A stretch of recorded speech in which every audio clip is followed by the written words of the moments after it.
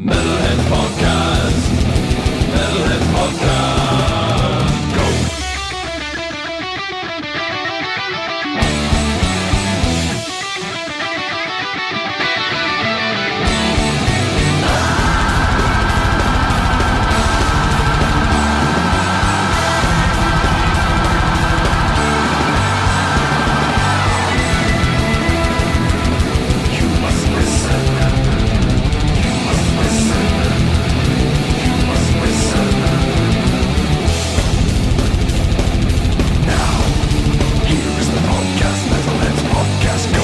Hello and welcome to the Metalheads Podcast. My name is George. This is Jay. This is Will. This is John. This is Matt. And we are joined today by my friend and coworker Z. So hello, Z. Hello. Wait, is that a girl? Sorry, is this better? Does this sound more appropriate? You guys like this? You know what? This reminds me of, I saw this outtake from that movie, I Love You, Man, the other day. You guys know that movie? Yeah, that movie, with Paul Rudd. Yeah, and they go to a Rush concert in that. Dude, they eat Neil Peart's sandwich at that. Come on. You saw that? Yes. Well, do you remember as they're walking back to the backstage room, Neil Peart says, there were 17 girls out there. That's got to be a record. All right. Well, so, I kind of wanted to do a little backstory on why I brought Z here. To be embarrassed by everybody. Yeah. No. Just about how, we were at work, and I must have said something about music. No, you actually had the Metalheads podcast on the Facebook. That's right. That's on, right. Your computer. So I was like, okay. You were like, you like metal or something? yeah, or something. I'm paraphrasing there. Yeah. And actually, shouldn't the appropriate question have been, George, shouldn't you be doing some work? Well, none of us were really doing work, so I was like, all right, fellow, lazy person, that's good. Yeah. Some of us have security at work. We're not allowed to get on Facebook. Oh. Yeah. Oh, wait, I work from home. I'm on it all the time. What am I talking about? Yeah. It turned out that she liked metal, and that was probably one of the biggest mistakes she ever had, telling me about that, because then Yeah, I regret being here already. I just started inundating her with like, well, do you like this? Do you like this? Well, what about this? Yeah, I would call that harassment. I mean, I was getting like a recommendation every 5 minutes. I mean, can't even deal with that. So sorry about that. And she's like, I only listen to like one album like a month. Yeah. I absorb it. I take my time. I enjoy it, Yeah. The way you do it is like the hare versus the tortoise. Come on. Yeah. And so She knows you so well already. I know. It's funny. It's like every time I meet somebody that is like, you like metal? And I sent her the video. You guys seen that video of the guy who he's like, hey, you're wearing a Lamb of God shirt. That's pretty cool. And he's like running around chasing him everywhere, wanting to talk about music. You haven't seen that? It's pretty funny. I'll have to send it to you. It was a Lamb of God shirt, so I probably didn't watch. Yeah. But so, yeah, she probably regrets having said anything, especially now that she's sitting here. Yeah. Well, I'd like to know what you like, Z, since you obviously have had some conversations. Like, what kind of metal do you like? Well, as far as categories go, I'm still pretty new to that, but I really started mostly with Gojira. Okay. Made my way from there. So. All right. Yeah. Well, nobody's gonna have a problem with that here. You like Amon Amarth and Insomnium. Insomnium, Like that band that I can't pronounce right. Which one? The Eluvati. Eluvati. Yeah. Right on. She doesn't like chemists, though. You just have to Why bring did that you up now. invite I mean, just like save it till later, like whenever it's Yeah. Incidentally, I tried so hard. I know. I promise. Yeah. We've talked about this in private, but recently added to West Coast Decibel Chemist. Yeah. They're playing everything now. It's crazy. They're playing in Pittsburgh next weekend. Yeah. Oh, are they? Yeah, that's why I wanted to go to Migration Fest. And because Matt wanted to go, and I wanted to see Matt again. Likewise. Wait, you're going to Migration Fest? No. We talked about it. We talked. Because it was like in the middle, between us. Right. Well, I don't know. It's quite in the middle, but Yeah, it might be a little Middle-ish. It was a metaphor. Yeah. Migration. Why is it called Migration Festival? Because it moves every year. Oh, there you go. Yeah, it was in like Washington last year, I think. I think it's going to stay in Pittsburgh though, because isn't $20 spent now in Pittsburgh? Oh, maybe that's why it is. I think they moved from Washington to Pittsburgh, as far as I know. Hey, I got a box of records from $20 Spin in the mail this week. Tomb Mold included, by the way, and it was and they always throw some weird shit in the box. Did you guys ever get that from them? Yeah, like wrestling cards. Yeah, I got a Yo MTV Raps card. I got like a Hulk Hogan and that King Kong Bundy. So what we're experiencing is somebody got a boatload of shit that was dumped on them, and they're just looking to get rid of it. So they figure just throw a few in each person's package. I love it. Yeah, I love that kind of stuff, though. Yeah. So another reason I wanted to bring Z on was because she had some interesting comments about our mid-year episode. Oh my god! I actually listened to the whole damn thing, like, which nobody else in the world did. Erotic love. So we just learned one thing about Z: she has absolutely no life whatsoever. I actually cleaned my Just whole at home house staring at the wall. from like a whole Sunday. It took me a whole Sunday to listen to the stupid thing. It was like I would take a break, an hour, break, another hour, another hour. Yeah, so Yeah, was- It's like the pretty good. Lawrence Arabia of podcasts. I'm the only person that sits down and listens to it from front to back because I'm editing it and I'm like, I got to get it done today. yeah, no, the penis jokes were especially illuminating. I really like Sorry those. about that. Yeah, well, I'll tell you Did you this: say sorry if about you that? Oh. if you wait, if you wasted a whole Sunday on it, then you had pretty much the same experience we did. No, it was good. It was really funny. Yeah, she kept sending me texts like, "Oh my god, this or that thing." Yeah, when someone says the mid-year, the first thing I think of is Will shedding his pants. So that was very notable. Shedding, not shitting. Was there a text? Either way. Did you send a text to George that said, "Let me ask you something. Is this Will guy retarded?" You know, Yeah, you should have been there when it happened, and you could have watched it live to the That's horror okay. of the rest of I us like sitting my there. eyes, you know. From what I remember, not- I had my underwear on. Yeah. All right, just for the record, I did not I guess that makes helicopter it my better. penis Yeah. behind George. Okay, I wanted to. Yeah. Of course you did. Yeah. All right. Sorry, I had to open my. Hey, wait, hold on. Check this out. Oh no. Ooh, Coop. Wait, super were you- duper. Were you like teasing us that you're going down to your crotch, or you want us to be your shirt? That's true. What was the camera angle? Just went down I to just his wanted to crotch. see my own Scooper shirt. How you doing? Scooper, larger than life. All right.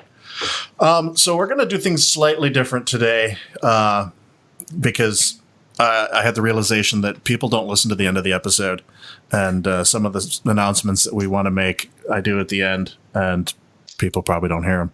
That's what I'd like to believe. So we're going to do a few things at the beginning that we usually do at the end, like telling you to make sure to check us out on Facebook. Please like us there, Metalheads Podcast.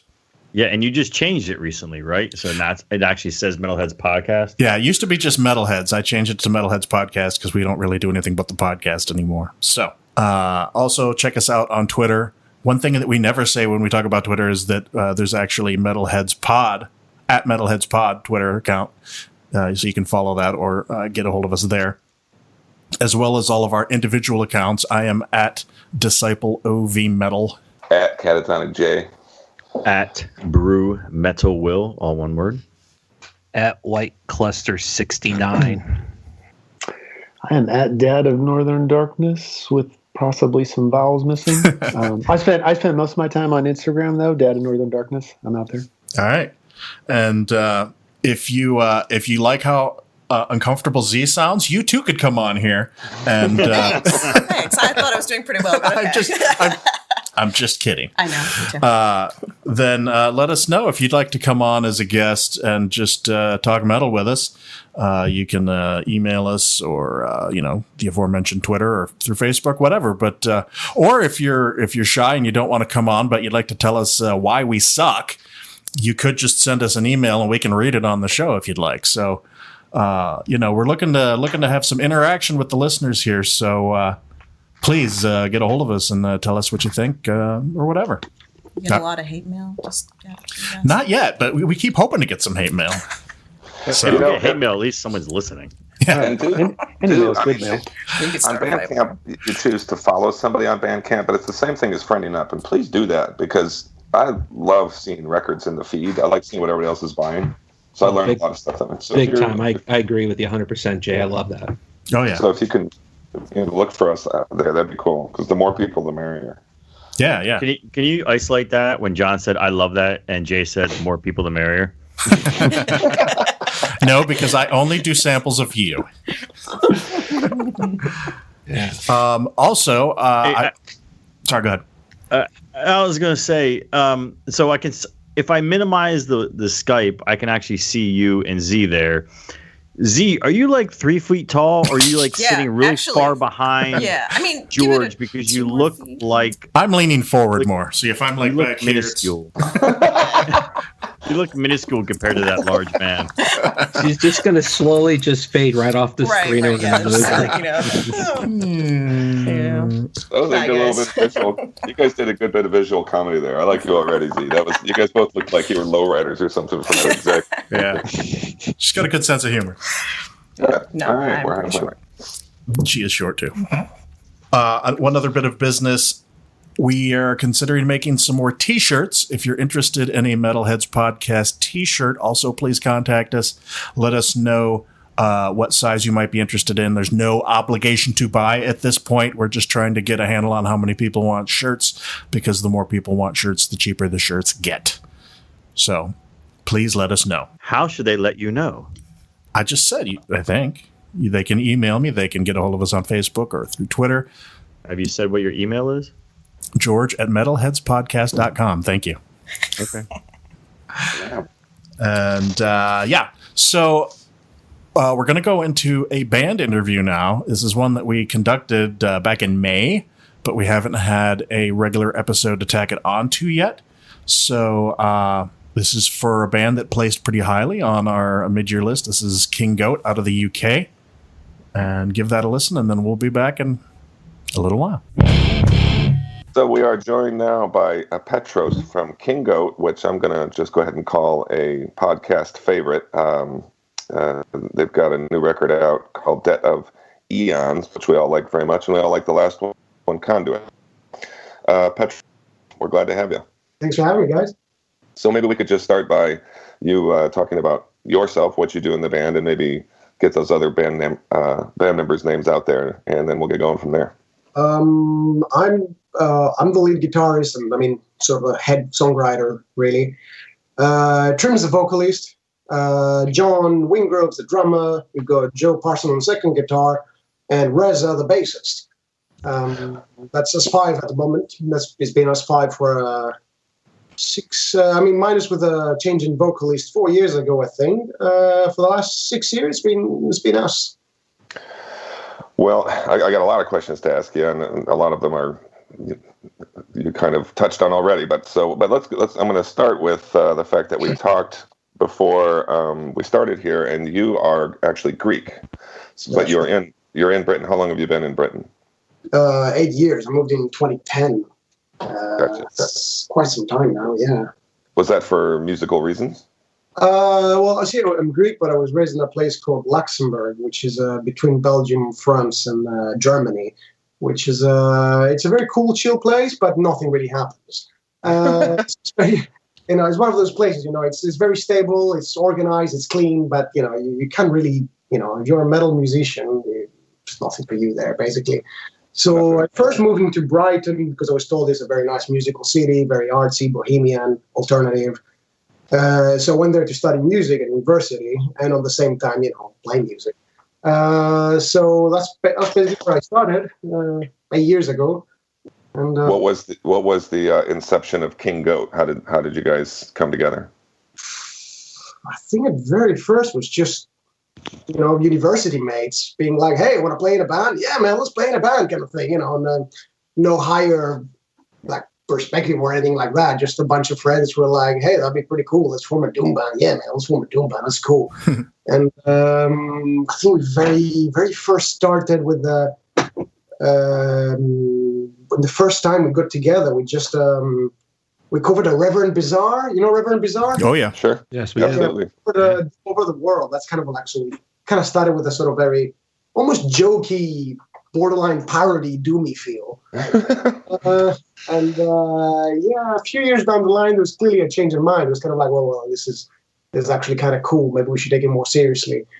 So I think the joke fell up pretty quickly and turned into maybe after a year and a half or two, something like that.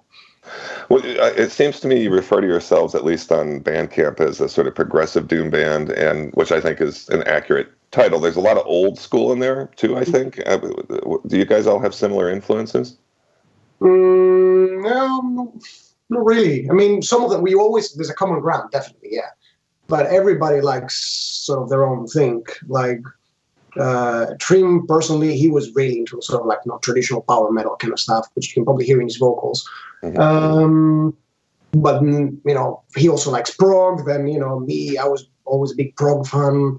The other guys, I mean, everybody likes basically all sorts of like prog things. And, we like so many things. It's almost hard to describe because it's like, I can't just say like, oh yeah, we like everything, because that doesn't mean anything. And we definitely don't like everything.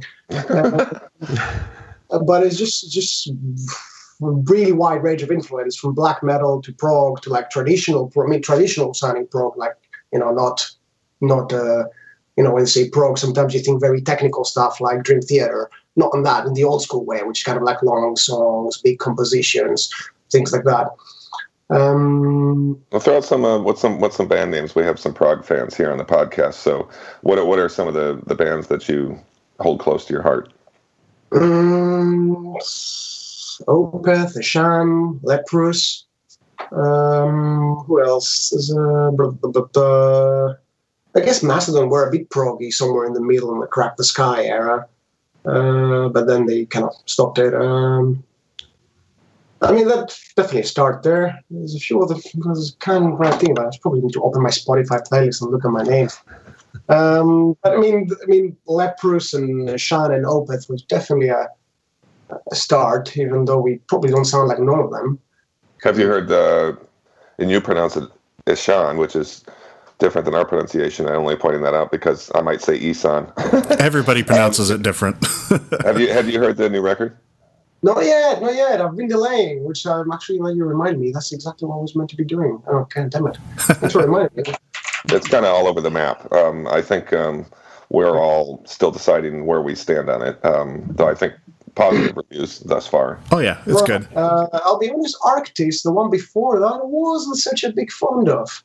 I really like Remira, the 2012 one, but then like Arctis 2016, that kind of, I don't know, he had a bit of almost like a, I don't know, just not as dark, I guess. Maybe he's happier now, so he doesn't write dark music. Mm-hmm. Like, well, then you're going to want to brace yourself for the new one then. It's way more positive. It's like he's on ecstasy or something. Yeah. He's super happy. meets Walt Disney or something. Yeah. But he pulls from a lot of his albums though on it though too. So, you'll still get some of the traditional stuff he does, but yeah, you'll definitely get a few that you'll be like, huh, I didn't see that one coming. Yeah, and I don't want to scare you off, not that I could. It's a shame. Like, it's never going to be bad, right? So it's, I'm sure it's going to be good. Like, I'm sure I'm going to enjoy it, but just like for me, Remita was basically like, it was really good. It was, what was it? He started Adversary, Angle, After, then Remita. I was like, well, all these albums are amazing in a row. Then the one with a strange name that I won't even bother to pronounce. Das something. Yeah, 2013 album, Das Seelen. It was all right. I don't know. Either way, it's that one. That one was kind of 50-50 on Arctis. It was like, yeah, some really good tracks, but not the whole thing. And I've not heard the 2018 one, but I'm still going to listen to it. I'm sure it'll be amazing. So I'm going to kind of dive into some more King Goat stuff here, especially the record, which I say again, we all really like the new record. And I'm glad we got you, since it sounds like you're the primary songwriter, as you said. Can you talk about the concept of the record a little bit? And also, are you writing the lyrics as well, Petros? I can't help you that much with the lyrics because I don't deal with that. Sure. That's all true. But, I mean, he's kind of, I mean, I can tell you quickly that basically kind of, his lyrics, I guess, are quite personal, so they reflect, the things that are going on basically in general, and it's not just his life, but like the darker lyrics, because I guess they're, stranger times here in the UK, especially. But as far as the music goes, well, so what do you know more? Like, so the concept of the album, you say, it's not like a main concept yet. I'm not going to call it a concept album. I don't think it is one. Or a theme. Sure. Theme. Everything is, I don't know. You go back to these dark times, I think. I think you got it. Well, but that's great. We can talk about your writing, because there's one of the things I really like about you guys, is that you kind of build up these themes and then you return to those themes with like thunder at the end in certain instances. So I am interested to hear what your process is. When you start writing a song, do you just have a bunch of riffs sitting around, or do you start on a little journey and you kind of know where you're going, or how's that work out for you? What usually happens, well, I mean, I'll have some core ideas and I'll bring them to the room. Then we'll elaborate on all of them together. And so it's not like all just 100% me. Like, so we work together on the arrangements and, overall structure of things. But generally, like we try to keep sort of this seems like to be like some sort of like larger cyclical pattern to our songs. Like we start somewhere, like you said, there's a theme, it goes something, it explores certain other sides, and then it comes back to it like bigger or heavier or slower or whatever. And it's a little bit almost it's, I don't want to say film music. I mean, but I kind of like, I quite like film music, and film music does a lot of that. They will get a motif and, explore it and see where that can go, and, bring it back in a different form. And it kind of inspires a bit from that, I think. I mean, subconsciously, I guess, not like necessarily actively. But generally, like the exploration of themes is something that I'm quite keen on, and we're all quite keen on, I think. And it's one of the reasons I find the record really interesting, and also it just really draws your attention. There are times where, so you'll go through the introduction of the song, etc., and then, as you say, you wander a lot, and then sometimes the themes come back, and I don't even realize we're there right away because it's slightly different, and then I think, holy shit, this is just like that thing at the beginning. I guess really what I mean to say is I think it's very cleverly written, and also it feels very rooted to me in big, blocky, kind of Sabbath-y sounds instead of uber prog. Like there's a prog thing to it for sure because of the way you write. But yeah, I really like the. It's obviously doom with progressive elements, like you said, but it really stands out from the crowd of rehashed Sabbath doom bands that are out there right now. It definitely, I mean, it stands out in a big way, and that's I think what I like so much about it. Well, I think that's what it is. It uses those basic building blocks. Mm-hmm. And there's nothing, I mean, people don't understand that's okay to do. Like, those are the things that can be the most pleasing to the ear, the things that draw you in, but you guys do it with your own. It advances the style as opposed to just rehashing it. There you go. Let's talk about the singer for a minute, because we all love your singer. Was he singing in other bands before, or was this like a? He's had quite a few bands. I will be able to name them all back to you. I mean, they were all kind of like local English bands. Sure. I think the biggest one was it Glory Hammer? It was in. I think they still. I don't know if they still exist. I'm not sure. I actually never remember these details. He was actually in Glory Hammer. Yes, I think so. Yeah, Glory Hammer. Yeah. Another band that incidentally kind of started with some humor. Yeah. I hope there's a joke in there somewhere. Jay, they haven't stopped. They haven't stopped, Jay. They haven't stopped, yeah. I think it was in the band, like in these very early days. I'm not quite sure what the full story is. But anyways, he's clearly not in them anymore. Was he singing? Yeah, I think so. But I don't know if there was like recordings of him singing, or if there was any. He was in them like ages ago. Like, that was many years ago. Even before he joined us, so that must have been over 6 years ago. So not quite sure of the full details. So but he's definitely been around loads of bands, and I think he's been gigging since he was a teenager, basically. So he plays bass as well. He's in a black metal band called Vehement as well at the moment, where he plays bass in those BVs. One of the things that stands out about his vocals to me, is I just think they're very strong. I honestly think he's to pick out of the kind of younger crowd right now. I mean, I assume he's a younger guy. I think he's in the forefront right now. I think he's honestly one of the better metal vocalists that I personally know of. I mean, there's a million of them I know. But also that he sings for such a long extended time on any given song. I mean, that sounds, you know what I mean? Like, he's part of almost every musical passage. And I find that impressive because he seems to sing for 4 to 6 minutes at a time, you know, and maybe that's true about all metal bands, but do you know what I mean? It's this sort of unbroken monologue that keeps going. And I always just think, man, this guy's got a strong set of lungs and pipes, you know. Yeah. So anyway, well, I'm a fan. I wanted to say that I really like, you know, he's got this strong, powerful, clean voice, but then as the song progresses, he'll rather than going like straight into like a harsh vocal, it just sort of builds in intensity until it's a rougher voice, but it's not necessarily a harsh vocal, you know, not like a death metal vocal, but it's got this intensity that just is crazy. I think what he does really well, which I really appreciate, is like the same way, you know, a guitar or any other instrument will go like, you know, clean, crunchy, distorted kind of thing. Mm-hmm. He can do that sort of thing vocally, which is really quite unique. So he'll always put the right kind of vocal in the right kind of section. So he's not going to put, you know, like, he's not going to growl in a place where he'd be like, a growl doesn't fit here. You want something clean. Always follow dynamically, like, dynamically in terms of timbre as well, like, you know, this kind of like harsh, powerful vocal, or straight up harsh vocal, or like a very actually a more peaceful kind of like clean vocal. It always fits. You know, it's almost like a narrating board. Yeah, and I appreciate that because I feel like there's a lot of vocalists out there that have a range. Like, they can do death metal vocals, they can do clean vocals. Sometimes they can do one better than the other, and I feel sometimes they feel like, oh, I just want to experiment with this, and the shift from a clean to a harsh or harsh to a clean is not in the right place, but they feel like they're doing it just to do it, to show that they can do it. And I don't think your singer's doing that at all, like you were saying. I'm sure you'll be pleased to hear that too. Yeah, but by all means, pass our compliments on. Go ahead, Joe.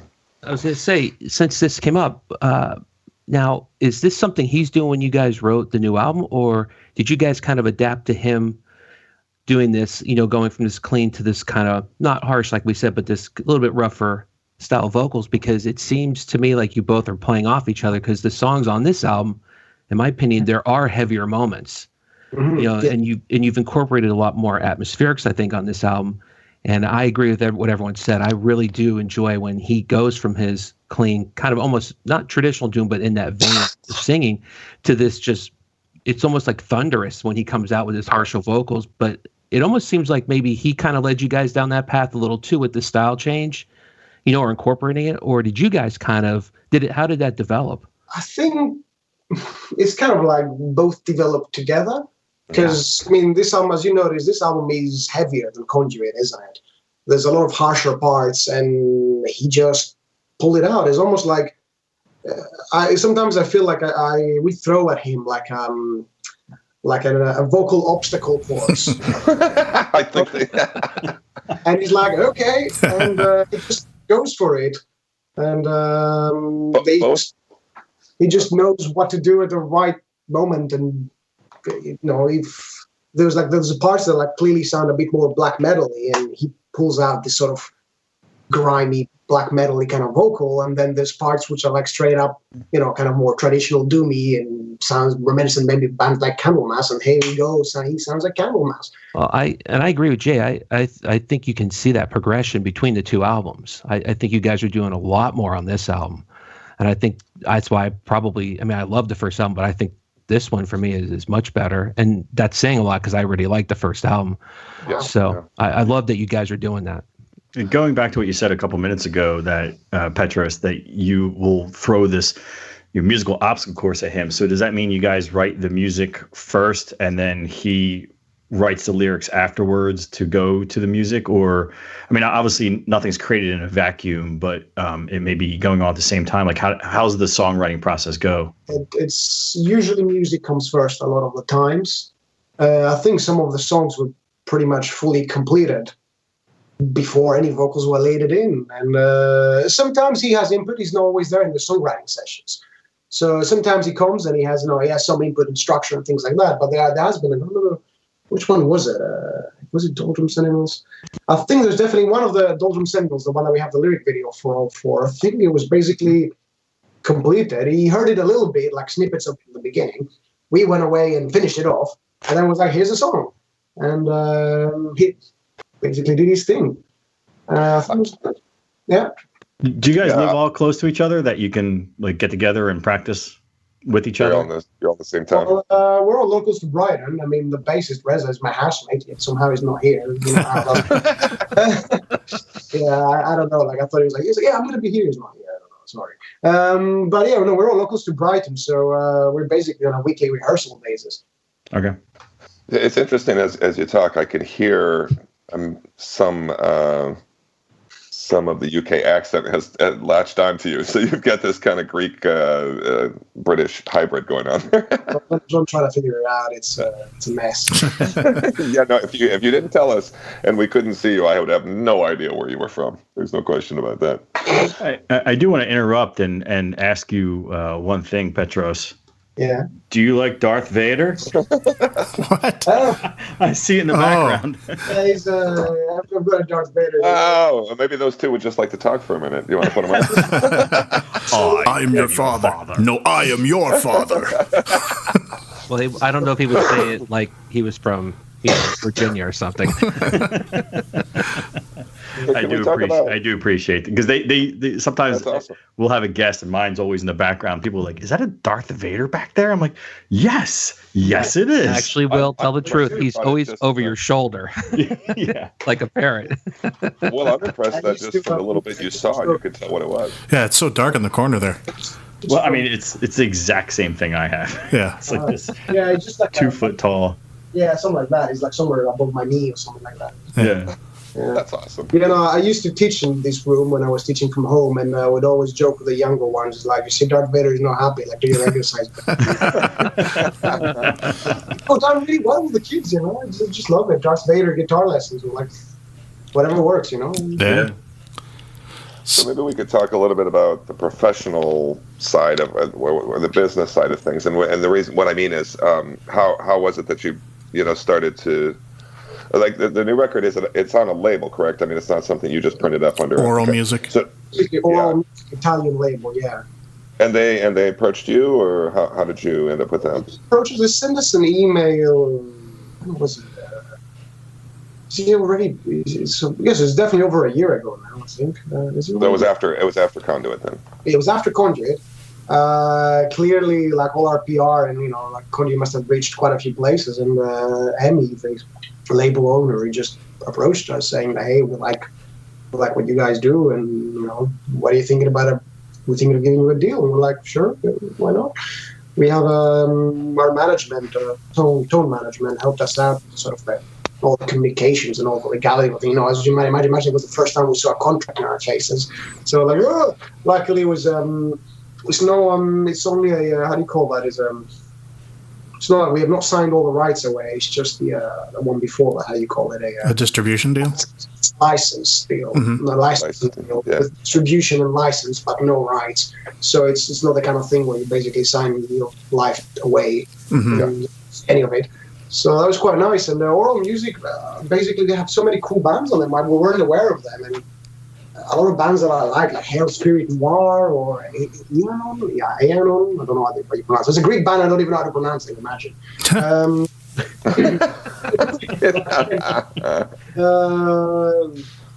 They have all these bands that kind of like a slightly weirder version of their genre.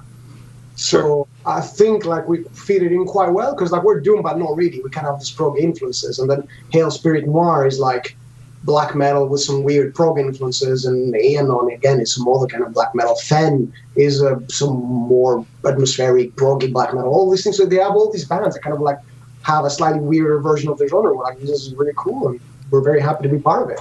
So are they behind the reissue of Conduit? Because you guys did the vinyl, you put the EP on with it, changed the cover. I mean, the vinyl looks great. Yeah, so was that the reason for the album cover change? Sorry, Jay. That was my question. That was it. Yeah. There was honestly, we just thought it'd be cool. Like there was no. Well, no, it is because it gives the original release something distinct with the different cover, and the vinyl has the a small separation. Really, Yeah. it worked nicely because it's a double vinyl as well, so it's a bigger piece of art that goes across. Yeah. Whereas the other one was just like front back inside, like more simple. And we just thought, like, yeah, let's change it, and there was no really not much thought putting behind behind it. Just thought it looked cooler, and it's kind of separates the copies from the original copies of Conduit that we self-released and pressed like privately to the ones that Oral Music does. Yeah, I got a copy of it when you originally put it out. And so then when the reissue came out, I got a promo. It said, New King Goat. I'm like, yes! And I was like, wait, that's the one I already have. Which cover do you have, George? You have the... Well, I got it digital, so I didn't get. Although, did you do a vinyl like before Oral? Yeah, it's a vinyl. Did you? Because I might have that actually. There's even they do this really nice sort of color prints on the vinyl. So there's like for Conduit, it's like blue and black. Yeah, I've got that one. For how do you call it? For Dead of Eons, it's like orangey marble. It's they look pretty cool. I've seen one of them before, like that color. It's pretty cool to just have your own record like that printed with like fine quality. It's nice. Yeah. Yeah. Here's this is the Dead of Eons. Oh, there you go. Yeah, and I've got the Conduit one too, and I've got that colored one, not the original. So we're all vinyl collectors. And by the way, you're kind of the perfect band for vinyl. I mean, it really, because I think one of the things I like about your band is there's not a lot of white noise, and so what I mean is there's some separation between the instruments. You can really appreciate everything that's going on, man. And when you put a vinyl on like that, and you get the speakers set just right, you got yourself a nice afternoon right there. And by the way, they did a good job mastering that for vinyl as well. They both sound great. So yeah, I think it's what's his name? Hell yeah, Master. Some guy called Tim. I don't even know where he lives. Never met the guy. We just sent them to him, and he just knows what he's doing. Did he specifically master a copy for vinyl? Yeah, there's a digital master and a vinyl master. Yeah. Is Oral? Are they in England? Or Italy. Excuse me. And you guys, I don't know them. You guys, I think some of the other guys here on the pod know Oral. I've heard of them. Yeah, I've got a few things from them before in the past.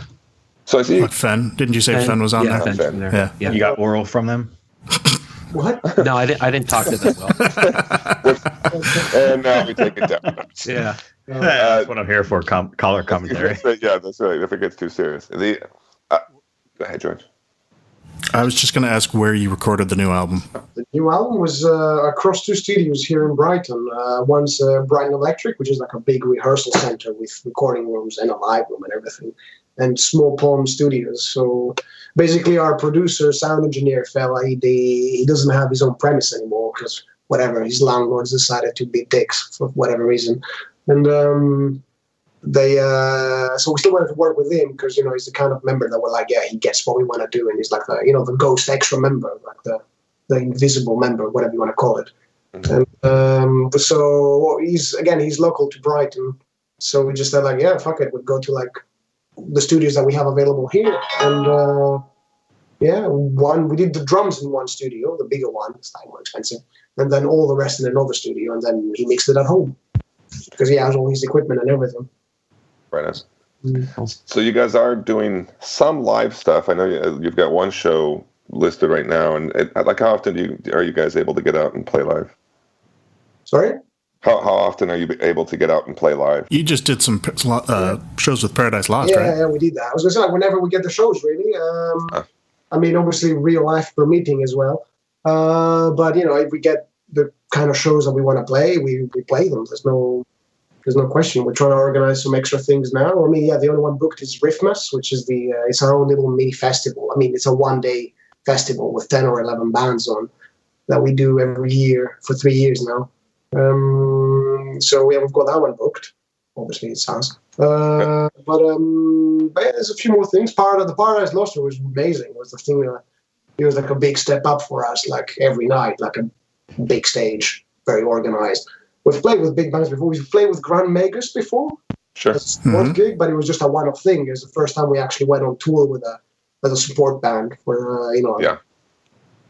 a big band like Paradise Lost. It was great. It was just a great atmosphere, great organization. It was definitely a really nice experience. And we met the guys. The other band was Outshine, some Swedish sort of kind of more on the gothy doom side of things.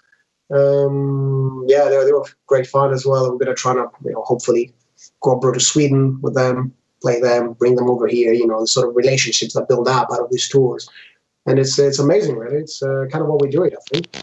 Have you had? We'd love to have you over here. We'd love to have you over here. Yeah, we would.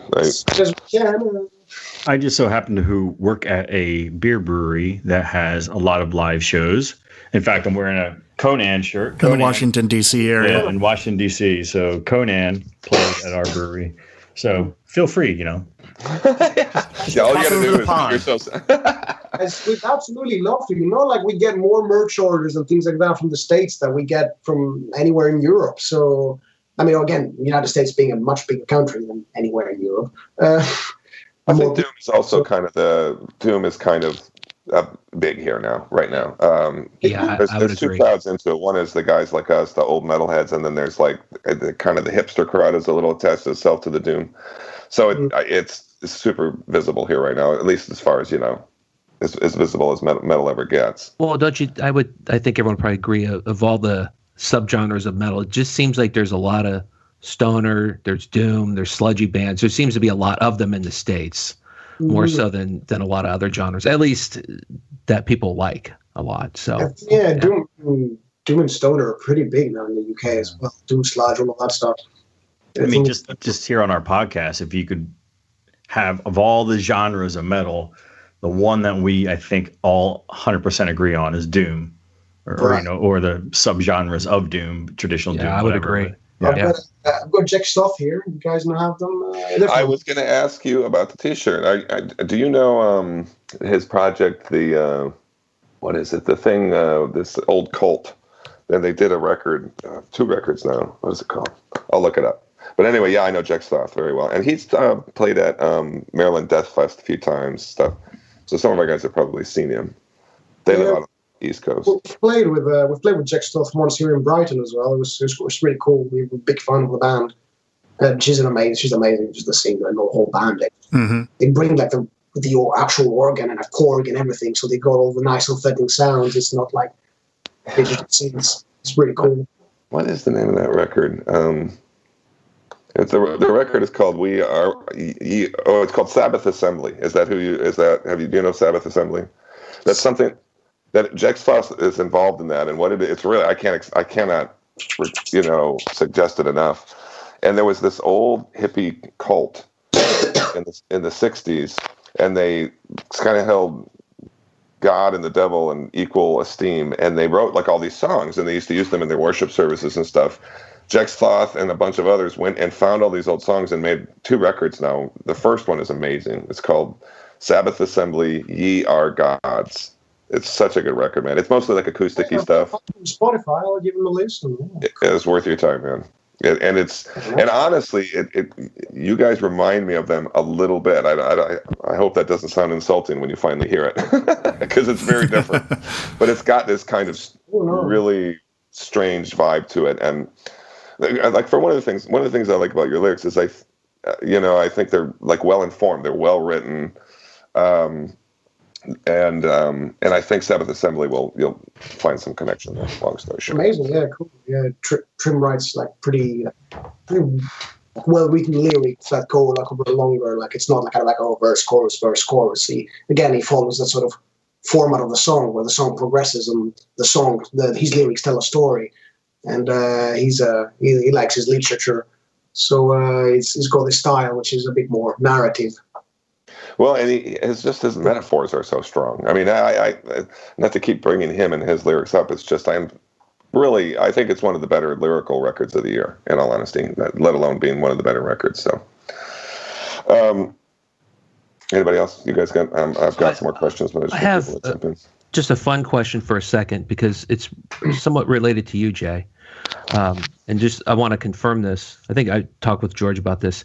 You guys recently did an interview with Soundscape a few weeks back, I guess. Yeah. That's actually Soundscape. That was in February, but they released it a few weeks back, I think. Right. So they asked you a question with that, which I thought was interesting, and I know Will and George would appreciate this, but you guys were asked if you'd become like a world famous band, what would you do for a rider? What would you guys want really on the rider? And I believe Reza said, I'd like more burritos. We've got this thing, right? We just like Mexican food. Well, it's interesting because Jay, we give him a lot of grief, although I am on board with him because I've eaten at the place. But Jay always likes to enjoy a burrito every so often while we're doing it, and So frequently I'll whip a burrito out while we're doing an interview, just like I'm a big Mexican. Do you get good Mexican food over there in the UK? No, everywhere. But in Brighton, we certainly do. We've got some really good Mexican joints here. We could write we keep saying jokingly that we will actually start a blog. So wherever we go, we always get Mexican food and then review the Mexican food. Well, I'm down with that. I know Jay is too. Absolutely. Funny, we actually do it one day. Yeah, I think that'd be great. We need and on tour it would be even better. There's got to be a funny title for that blog in there somewhere with King Goat somehow. I don't know how, but we'll figure it out. We'll help you with that. The touring Burrito Brothers instead of the Flying Burrito Brothers. The other guys, the British guys of the band, are all very good at puns, as you might imagine. So I'm sure they'll come up with something. Fun. So let's talk guitar stuff for a minute, since you are the lead guitarist. Hey, I'd kind of like to know what kind of equipment you're using, maybe particularly on the record. Maybe start with amplifiers or singular, if that's the case. Amplifiers. On the record specifically, I bi-amped. So when outside my usual rig, I've got an Angle, a German company, an Angle Invader. They build amazing. They do everything. They do the crystal clean. They do the heavy overdrive. They do the sort of good, sort of mead-rich leads. They do everything. There's like one amp to rule them all. One amp to rule them all for me, kind of deal. So I use that. But on the record, it's an Angle Invader, bi-amped with a Marshall Plexi. So on the one side we've got like the modern distortion, and on the other hand you've got the sort of more old school, classic Marshall distortion.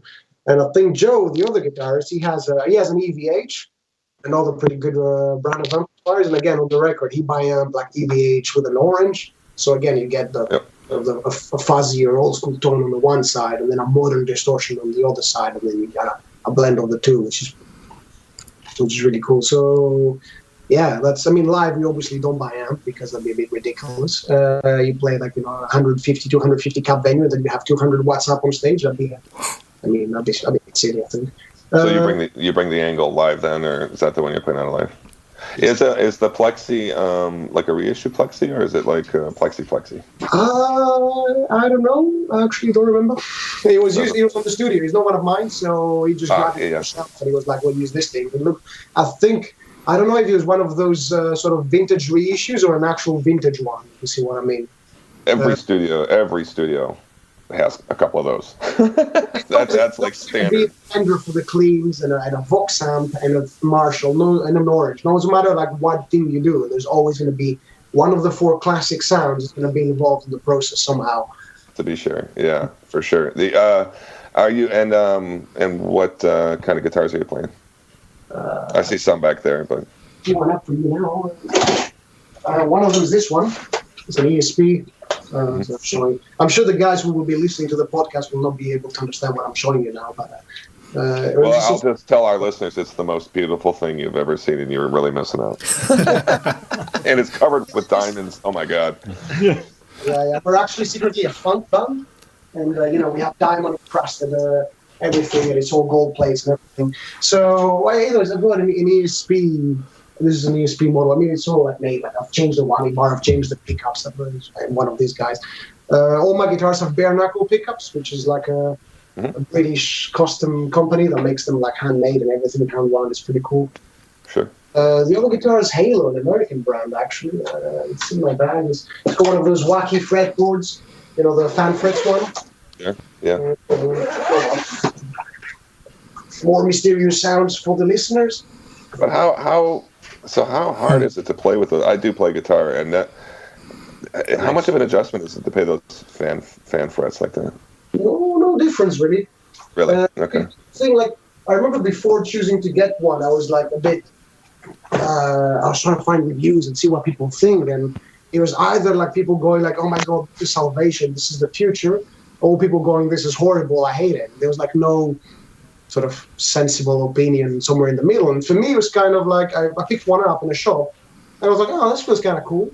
It makes what's the purpose of that? I mean, I've seen them before, but I've not known why they're made that way. Supposedly, they help with the intonation of the instrument. Depending on the build of the instrument, this will be the case, or it won't be the case. But usually, in a well-built instrument, you should have good intonation either ways. But also, they give you a hybrid scale length, which means your thinner strings are shorter, and your thicker strings are longer, just like a piano. So it's not really you have thicker and thinner strings, so you have brighter highs and lower lows. So it kind of accentuates and the instrument's natural EQ a little bit. It does that. I mean, some people say it changes a lot in playing. For me, it's maybe a little bit on the lower positions, like if you play a bar, like an F minor or something, that'd be slightly easier. But nothing like groundbreaking. I mostly got one because I thought it looked cool. That's always the most important thing. Questions, and I'm like, it just looks cool. Speaking of your tones, your guitar tones too. Like one of the things I appreciate, and I think this is one of the things that helps define your sound, is you don't have that overdrive knob turned all the way over. You know what I mean? Like that's a big sin, I think, sometimes in metal these days, is to just drive that amp as hard and dirty as it goes. I'm assuming you're not, based on the tones that I hear on the record. I could be wrong. I mean, the amp was on the overdrive channel, the high gain mode, but it's not the very sort of, I think it's not that sort of the heavy, very compressed, very clinical sort of, it's not like the sound of a Kemper or something like that, or... But I guess I mean to say you don't have the knob turned all the way, like... the gain knob is not all the way turned to the... That's nice. Yeah, and there are some sweet spots in there you can find that help with. I mean, there's a clarity to your tone along with the distortion that really works. Is I guess what I'm getting at. But amazing. Are you in the process of and believe me, we're still enjoying the new one. But are you starting to look towards the next one, writing a little bit or anything? Yeah, there's been a jam. There's been a couple of jams. There's going to be hopefully something cool to announce soon. I'm not going to say anything yet because I'm not sure if it's happening yet, but something might change quite drastically, which is really exciting actually for me as a songwriter. I will hopefully be on the social media as soon as we figure it out. But we did have a jam, and there's some new things going on. We have some new ideas. We're gonna again experiment with more things, add more. Just trying to see where this goes. I find sometimes that the more the longer the breaks I take between songwriting sessions, the more different the results. So if I get there, if I sort of sit down and write constantly back to back, things starting to sound a little bit like they're reiterating themselves. But if I take some breaks, there's sort of things come back, listen to some different music, come back with a fresh mind, then different music is the output, which I'm hoping to, again, I mean, it's still going to be King Goat, but, with something change, like a 3.0 as opposed to a 2.1. You see what I mean? Which is what I'm hoping for. Correct me if I'm wrong. Is Electric Wizard also from Brighton? No idea. They're from the UK, but I don't know where from. I thought they were from, some swamp up in the Midlands or something. Wait, isn't that the entirety of the UK? I just remember I was sort of surprised when I heard where they were from, because you said, there's a bit of a scene there in Brighton, so which is great. I'm glad to hear that. And there are, I take it, a few bands around that you can play with and that in Brighton, in the Brighton area. Oh, I see. No, United. They started in Bournemouth, Dorset, which is kind of a little east of here. It's still the south. Bournemouth is on the south coast, but way more to the west from where we are. But I think it stuck out because it was a coastal city, and I was surprised by that somehow. And so, but you had said earlier the scene in Brighton is actually pretty good, or at least it was something that drew you there. I mean, are there a lot of musicians, a lot of bands that you're able to play with? Brighton is in general, like outside of heavy metal, not just in the genre. It's a very musical city. There's like you can go to 10 different shows every night. It's not a very big city. It's quite small, like especially considering we're next to London, and London's enormous. But it's just very artsy, very bohemian, big scene. Every second pub has a stage as well. Loads of things happening, and of course, this is very good breeding ground for metal as well, because it means there's just people like basically you go to a gig, and half the people in the audience will also be musicians playing in a band. So yeah. Everybody will be playing. Somebody's calling me. Shush. There's one playing right there. Yeah, the band just wandered by the window there. It never stops. Was that an ice cream truck? What was that? I noticed you have a Greek instrument behind you, and I forget the name of that instrument. What is that? That's actually an oud. It's not Greek at all. It's Arabic. That is Greek. Way to screw up, Jay. It's a bouzouki, yeah. It's bouzouki, yeah. It's a fretless one as well. It's like a custom border as well. But yeah, that's a great instrument. But no, the other one behind that's an oud. I don't know if it was an Egyptian or a Turkish one. That looks like that. We're going to play it because it's completely out of tune. And also I'll make a fool of myself. Does the bouzouki make any appearances on any King Goat records? I'm trying to think. Not on the VMs, but on Conduit it does. Specifically on the track Conduit, you can hear it. Right on. So yeah, next time you put Conduit on, the track Conduit as well, you should be able to hear it on the clean part. Yeah, you should bring a little bit more of that and create some different textures for the newer stuff once they happen. Mm-hmm. Yeah. I don't really have too many more questions, guys. If anybody else has questions, I got one. Yeah. And I've read. I think I know the answer to this, but I'll ask anyway in case any of our listeners aren't too familiar. The name of the band, which I'm sure you get asked in every interview, is. Are you guys still kind of keeping that close to the vest, and you keeping the mystery still alive, and letting people kind of try to figure it out, enjoying that? Yep. That's right. Nice try, John. I was like, are you ready to spill the beans or not? It's I'm sure some people must have figured it out by now. Yeah, let's just say it's nobody's gonna. Does GOAT mean greatest of all time? Nope, it does not. Okay. No, I was quite confused when I was getting all these NBA memes tagging things GOAT, King GOAT, and we're like, what? And I was like, oh, okay, greatest, because the greatest of all time is not as GOAT, is not as used as much in the UK. Well, obviously, we know what it means, but it was. Hello. Oh, here's the bassist. There we go. Oh, sorry, I was going to be here, but then I just lost the track of time. No, you're here. You're here now. We've got some questions we could ask you for sure. So what? Can you introduce yourself tell everybody who you are? Well, I'm Reza. You can call me Rez. The bassist, and yeah, that's who I am. and I think Petros said you were Iranian. Yes, I am Iranian. Yes. How long have you been in UK? Trump doesn't like me. I'm probably not going to be able to come with the bands to play in the US. I'm sorry about that, man. We welcome you with open arms. Maybe we have a gig at the airport. Yeah, you might see us at the airport security the day we come. So I can probably settle this quick. Are you a British citizen? No, but I will be getting my citizenship in a year. So. But you're still an Iranian citizen? Yes, I am. Yeah, you're fucked. Yeah, you're not getting it. When you acquire the citizenship of any country, it will still mention in your passport where you're from originally. So I will be a British citizen, for example, but it will mention in my passport that I'm Iranian. So it's still Iranian British citizen. Yeah. Which means as soon as we're going to hit the airport, the FBI or the CIA, one of them. Oh, forget it. Yeah, sorry. And our apologies in advance for that. If you ever try to. Crazy world, man. It's crazy world. It's no one's fault. Yeah. So it's interesting, but so where in Iran are you originally from, and when did you come to Britain? I'm from Tehran, the capital. just came to UK like normal, like the way of like other people with a student visa for education about 8 years ago and 8 years and 2 months ago.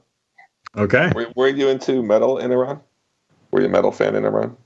Yeah. I mean, it is a big community of metal fans, and we have gigs and everything. It's all underground, and it's frowned upon there, right? It's pretty much an underground thing because I know the Ayatollah and the Supreme Council and everything. They kind of don't like it, I guess, unless they're praising the Ayatollah and the Supreme Council. But well, to be honest, in Middle East, it's just not welcome. This kind of like the music, rock or heavy metal. It's the whole. I mean, you'll see more. Even Dubai or Saudi Arabia, which are a bit like more like your allies, liberal. Yeah, your allies. Yeah. Yeah, we love those guys. Yeah, sure. So basically, the Middle East's attitude about heavy metal is sort of like my mom. I mean, even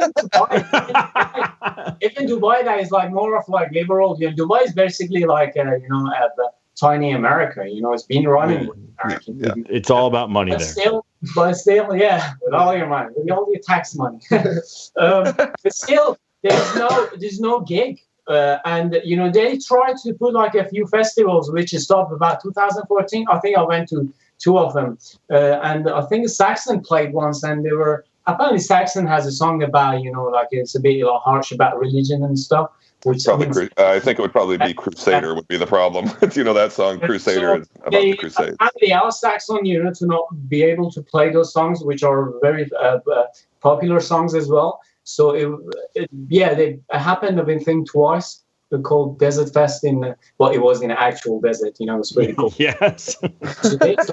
So it's not just Iran, but yeah, I mean, there's a big underground community and everything, and very good musicians. Very talented, but there's no chance, to show or to improve or stuff. But there are so many bands now. It's better, because of social media. There are so many, Iranian bands that the people put the music on social media and stuff. Great stuff, It's just really difficult for them to be heard, Is there anybody? One of the issues is like PayPal. So we can't, if we see a band on Bandcamp, like we had this with Crescent in Egypt. Egypt is technically sort of an ally of the United States, but we can't buy Crescent's music because they're from Egypt, because I can't send a PayPal account to Egypt. So I can guarantee there's no way in hell that I can buy, if an Iranian band was on Bandcamp, I cannot buy their music because just the PayPal won't allow Wait. I have to say that's not exactly true because I just bought an album. Oh yeah, what is it? What did you buy, George? I don't think the Iranian band can be on Bandcamp because for Bandcamp stuff, I think to make an account, you need like a address or postcode and stuff. And Iran is not one of the countries that can be registered on the website as It's like all other websites, like Apple or any other websites, any computer software, anything, Microsoft, anything. Which everything is actually computer based. Is very is very American, So it's Apple, the Microsoft, and really. Computer based stuff is American, so they can't buy even those stuff, because the country is not listed on the website, so you can't go buy product or register or anything. Yeah, everybody hates you. Yeah, the artist is called Akvan or Akvan, Akvan. Says all tracks performed, written throughout various locations in Tehran, Iran. Another one I'm not going to even try to pronounce, but whether maybe he put it up from somewhere else. Yeah. I mean, if you have a friend abroad, they can just register you. But from inside the country, this stuff is really difficult to do. Mm-hmm. Yeah, but there's so many good bands. And actually, recently I've been listening to this Palestinian band, a black metal Palestinian band called Ayat, like Ayat. They're really good. Check them out. Actually, they don't have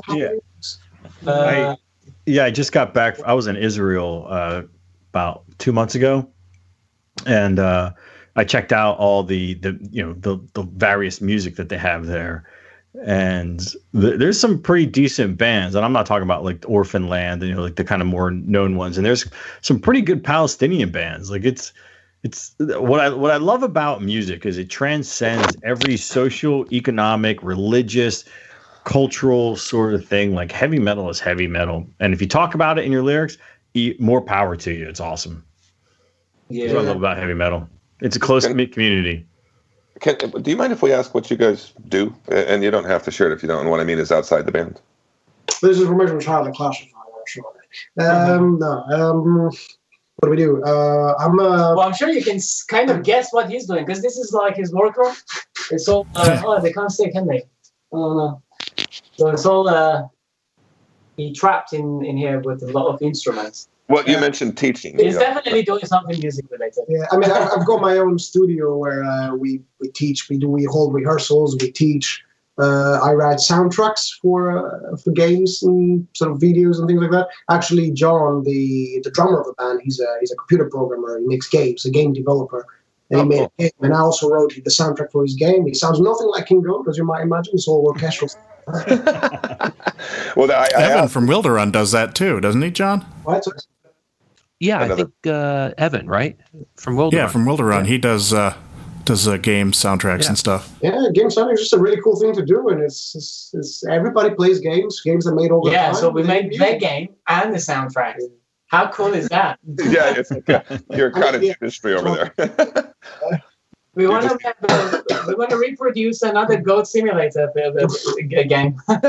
King Goat Simulator. Oh hell yeah! But better, with a better soundtrack, maybe more epic, dramatic soundtrack. Yeah, that was actually kind of funny. When that game Goat Simulator was a thing, 2 or 3 years ago, we actually got a lot of clicks with our files on the website and Bandcamp and all that, because people were looking for all the things through that game. And I think specifically there's something you can do, like you get a power and then you become a demon goat and you become a king goat or whatever. And people were looking like how to activate that, and then they found us, which is what works in our favor. Did you just slip up and tell us the meaning of King Goat? No, I don't think he did. No. Okay. Right. But nice try. I like that you guys are really focused on trying to get that out of him. That was the whole purpose of the interview. Every 5 minutes. So you teach music because that's why I asked. You'd mentioned before you dealt with some students online before and things like that. And do you teach guitar?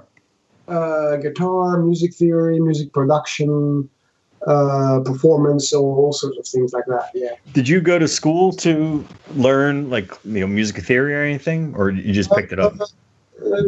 I did. I mean, I had lessons. I went to a private music school when I was a teenager. And then I went to music university. I got like a BA and a master's degree, and I've got a teaching qualification. I'm actually a qualified teacher, believe it or not. So, yeah, that's what I've been doing really in the last 5 years. Well, after I finished my first degree, I've kind of been building up all the. There's a tattoo artist in Brighton who's making a lot of money off of you guys. Actually, none of these were made in Brighton.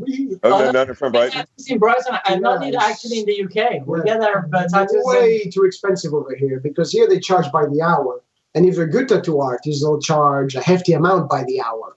So if we go to Greece, I mean, flights included, is cheaper for us to get tattooed in Greece, because in Greece you just be like, how much? From here to there? Okay, 300 euros.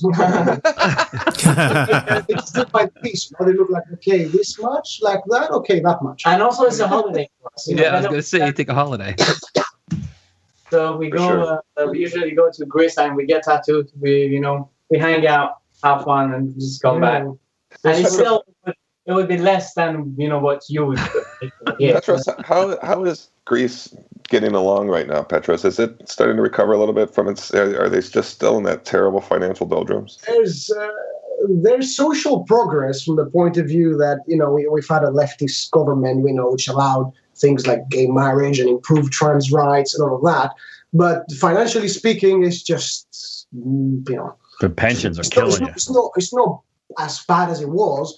But it's not really improved either. It's just a bit of a status quo, and everything's a bit flat. And Germany is still in control with everything and the IMF. So basically, it doesn't matter how left your government is, as long as you have Germany on top of your ass telling you what to do, you can't really do anything. And we hear a lot about it over here, by the way. I mean, you can turn on the BBC and think, gosh, they talk about completely different news stories than they do here in America. But Greece is a story everywhere. We hear a lot about it. Do you still have family there? Do you have family? Yes. Yeah. So, well, that's nice that you guys can go get a tattoo and see your family and have some good Greek food for a week. So you're from Greece and Luxembourg. You're from Iran. Is anybody in King Goat from the United Kingdom? Yeah, the other three guys are. just joking. Well, I assumed that you guys were all from different. Trim is such a funny name. Is that his name, Trim, the singer? Nice real name. It's not. It's not his real name. Okay. It's kind of. Well, it's like half his surname. Half of his middle name. Surname. No, that's surname. No, that is the whole surname. No, half of his surname. Half a surname. That's a very big surname. Gotcha. So it's short. It says you. Oh, yeah. Mr. Giant 8-syllable surname. It's more than it. So, Rez, were you one of the? We didn't get to ask you some of the earlier King Goat questions. Were you one of the founding members of King Goat? You were one of the people who met Petros at school, and you guys formed the band. Have you been around since the beginning? Yes. Well, yeah. Me and Petros, we met at university, and we were always jamming together. It's funny because we were always thinking of like one day we're gonna have like a Oriental kind of Middle Eastern sound, like a death metal band. We were always like dreaming about it, like jamming, like thinking and stuff. But it was just randomly we started the doom band. I don't know why. which, by the way, sort of quintessentially English. I mean, Are you? I forgot what I was going to ask. Is it written on the wall? I lost it. I was trying Is it on the ceiling up there? What are you looking at? Jay has crib notes on the wall. Some burritos, it's good. Yeah, burrito. He's looking for a burrito. Burritos. I'm sort of. No, somebody else jump in because I had another question. Hey, Rez. So Rez, you're wearing a Mastodon shirt. So what's your feeling on old Mastodon, new Mastodon? You can be brutal if you want to. Well, yeah, old Mastodon is just they're really good. But I don't know. Sometimes, as a musician, I understand. That when people don't, like some of the new stuff, or they always like so critical about everything. The artists always, they try their best. They try to be creative. They try to see what market needs and stuff. But then at the end, people were like, "Oh no, the old one was better. This one." I kind of try not to do that myself. I just listen to artists. I just put on Spotify. I just listen to all albums. I just like one album more than the other one, but I'm not really that critical or not like that hard on bands because I know how it feels, and so you're a fan of Mastodons, and you celebrate their entire catalog. That actually, let's get more focused. Do you listen to the? Are you? Well, John, Will, you did remind me of my question, which was just what are some of your primary influences? Like, what bands do you like? It could be now or when you started, but what bands are you into? That you admire these days? It's very difficult questions because I listen to a lot of music every day. I think one that would pop up in my head too, actually, straight away, would be Death and Primordial. Wow. Good. So, what do you think about the new Primordial? Because we've discussed this quite at length on the podcast. Yeah, what's your opinion on it? I love it. Just to throw it out there. It's good, yeah. I don't think there's anything like Primordial I don't like, or I say, "Oh man, I like everything." It's just really good. Really good. This is the first album that I really sunk my teeth into, and I'm really enjoying it. But sometimes I do feel like you're just kind of meandering a little bit too much. But other than that, I'm digging this. Yeah, I like it. I'm a big fan. Yeah. And actually, I would just share one anecdote with you guys, just because I forget to share this with bands, but I swim for exercise, and I have a waterproof iPod. And two of the records on my iPod right now are the new King Goat and the Primordial. So just I want you to know that your music has been listened to underwater. Cool stuff. I share that with every band that we have. It sounds great, by the way. It's great down there. The lower you go, the bassier it gets. So I'm under 5 feet of water, and I'm listening to King Goat. So. Wow. What is that? Like you scuba diving or? No, I just swim. We have YMCA here. It's called. It's YMCA. Yeah. And it's just he actually does that when he's there. It's like I do. Those are the swimming moves. That's how you get in the door. Yeah, and it's like an Olympic-sized pool. So I do laps, and I have this waterproof iPod that allows you to listen to music. So I listen to metal while I swim. But that's an honest, true story is that I listen to King Goat a lot underwater right now. Is YMCA Young Catholic Men? Young Men's Catholic Association? No. Young Men. I don't think it's Catholic. Something Jesus related, so I've never. Jesus? I thought it was just Christian. I think I stayed at the Y in London. So you guys have YMCA's, don't you? Or maybe I stayed at a hostel. I forget. Oh, we have YMCA. Yeah, YMCA. You do? Okay. Yeah, I think I stayed at the hostile YMCA. My course actually. Actually, I just I did a course. I did a personal training course a few months ago, and graduated from that now. But it was with YMCA, and they're good. They're really good in what they do. They're nice They do a lot of stuff. Educational, in everything. They just do something. Yeah, it's the same. Yeah. It's just an umbrella now, project, and we do have lots of branches. Right, and some kind of super corporate Christian thing now, I guess. Yeah, the official acronym is Young Men's Christian Association. Wow, I did not know that. I've been swimming at the YMCA for years. I had no idea. You really had no idea? I swear to God, nobody's ever tried to sell me anything there. You know what I mean? I mean, it sounds like some sort of pedophile trap for kids, but. Well, it was famous in the United States in the 70s. Christian personal trainer now. Yes, and I can only train Christians. I'm sorry. Not making do the Jesus pose, I don't think there's a single one of us on this podcast who are actually Christian. Certainly not. No.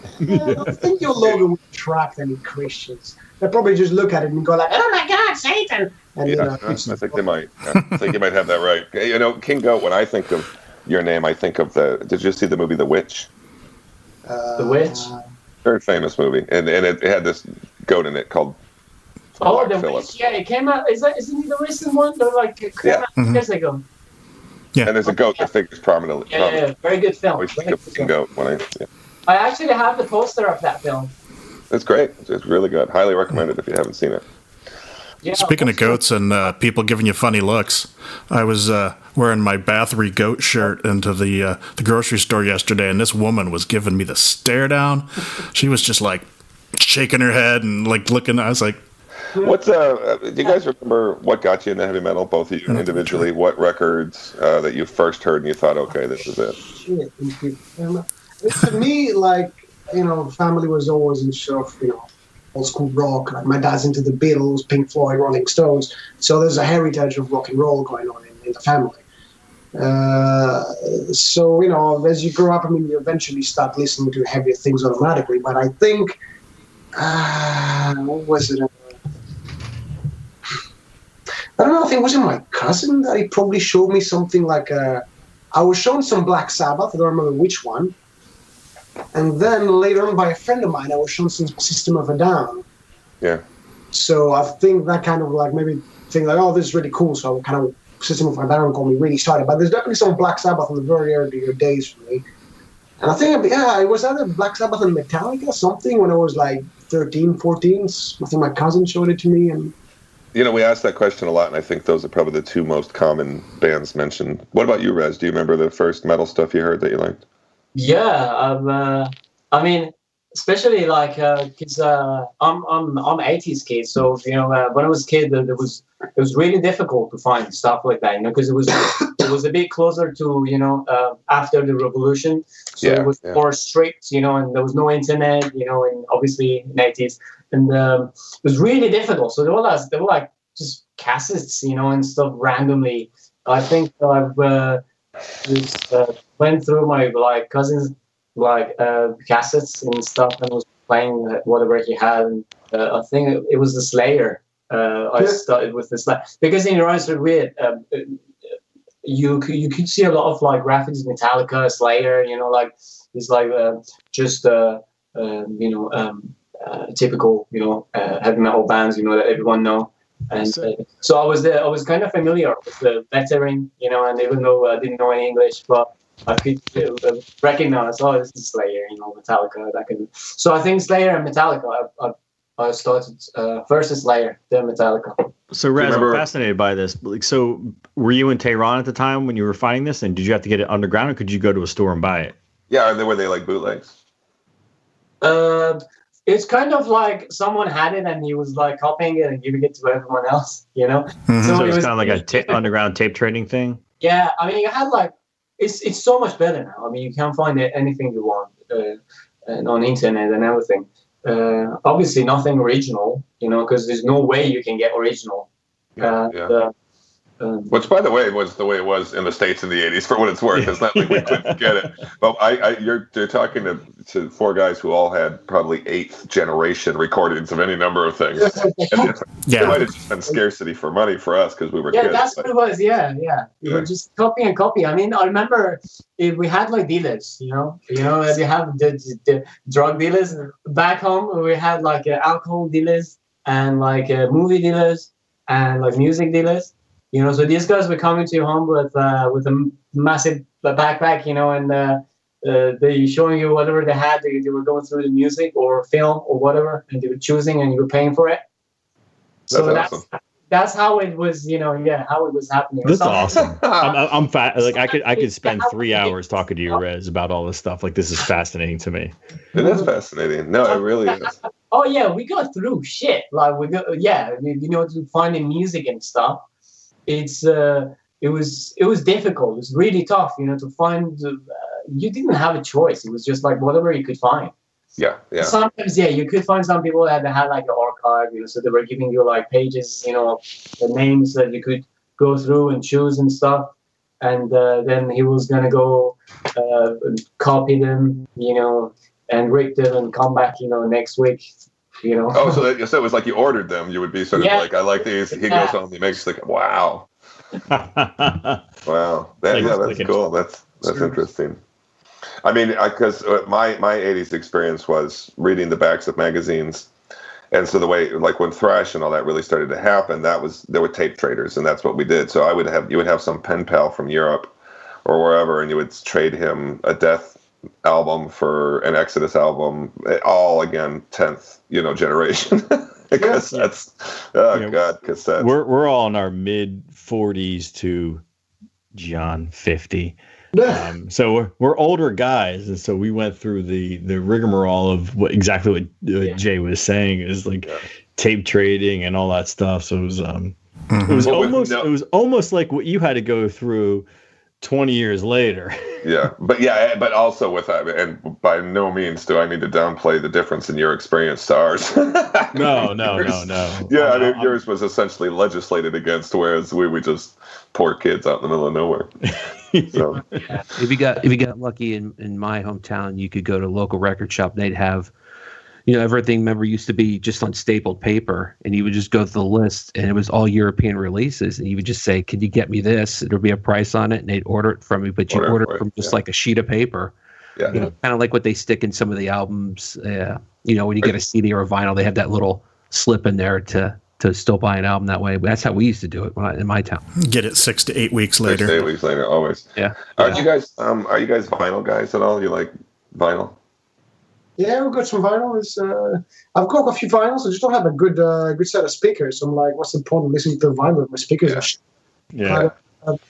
For sure. I'm assuming you have copies of your records on vinyl, at least in the collection. So many. If you want some extra, please let me know. Well, I'll tell you what. I already have Debt of Eons, but just King Goat merchandise falling in my head. So it's all stored here. You have the vinyl. Do you have stickers? We do have stickers. Yes. We do have. Do you have valid passports? Valid passports? Yeah, I've got valid passports. You got that one. I have. Actually, all my documents are like expired. I actually don't have like any valid documentation at the moment, so I have to apply. I'm housing a refugee here. So actually, that's an interesting. Yeah, it's an interesting question because with your, I'm assuming you're a legal legal resident of the UK. Yes, but with Brexit and Schengen, can you go? Can you just like get a ferry and go to France, or you just said the B word, man. You said the B word, man. That's just not cool. Well, I'm just curious because we're being selfish because we're just figuring out like what are the chances of you guys as a band as a whole coming to the United States? Slim right now, I'd say. I guess, yeah. An undocumented immigrant in the band. That's what we call them here. Yeah, unfortunately. Sorry about the B word too, but we have the T word, so we're living our own Brexit over here. Yes. Ours trumps yours. Yes. Oh.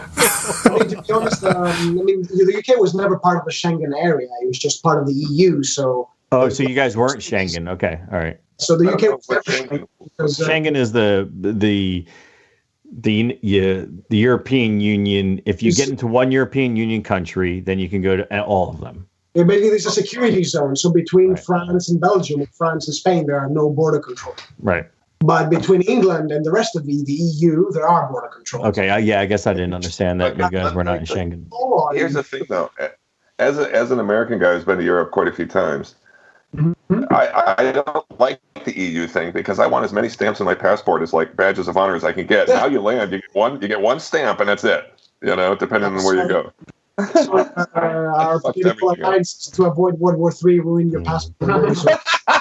Yeah. Well, when I did it, I traveled all backpacked around Europe, like typical American, Canadian, Australian thing. You go backpack around Europe, and back then they didn't have the European common currency thing. So, so you had to go change your money wherever you went. But now everything's the euro, except for Britain. Well, Britain and I think Sweden and Denmark still have the krone or corona. Yep. Yeah. Kroner, yeah. Poland still has their own money. I can't remember. I was just over there and I had to change a couple of times.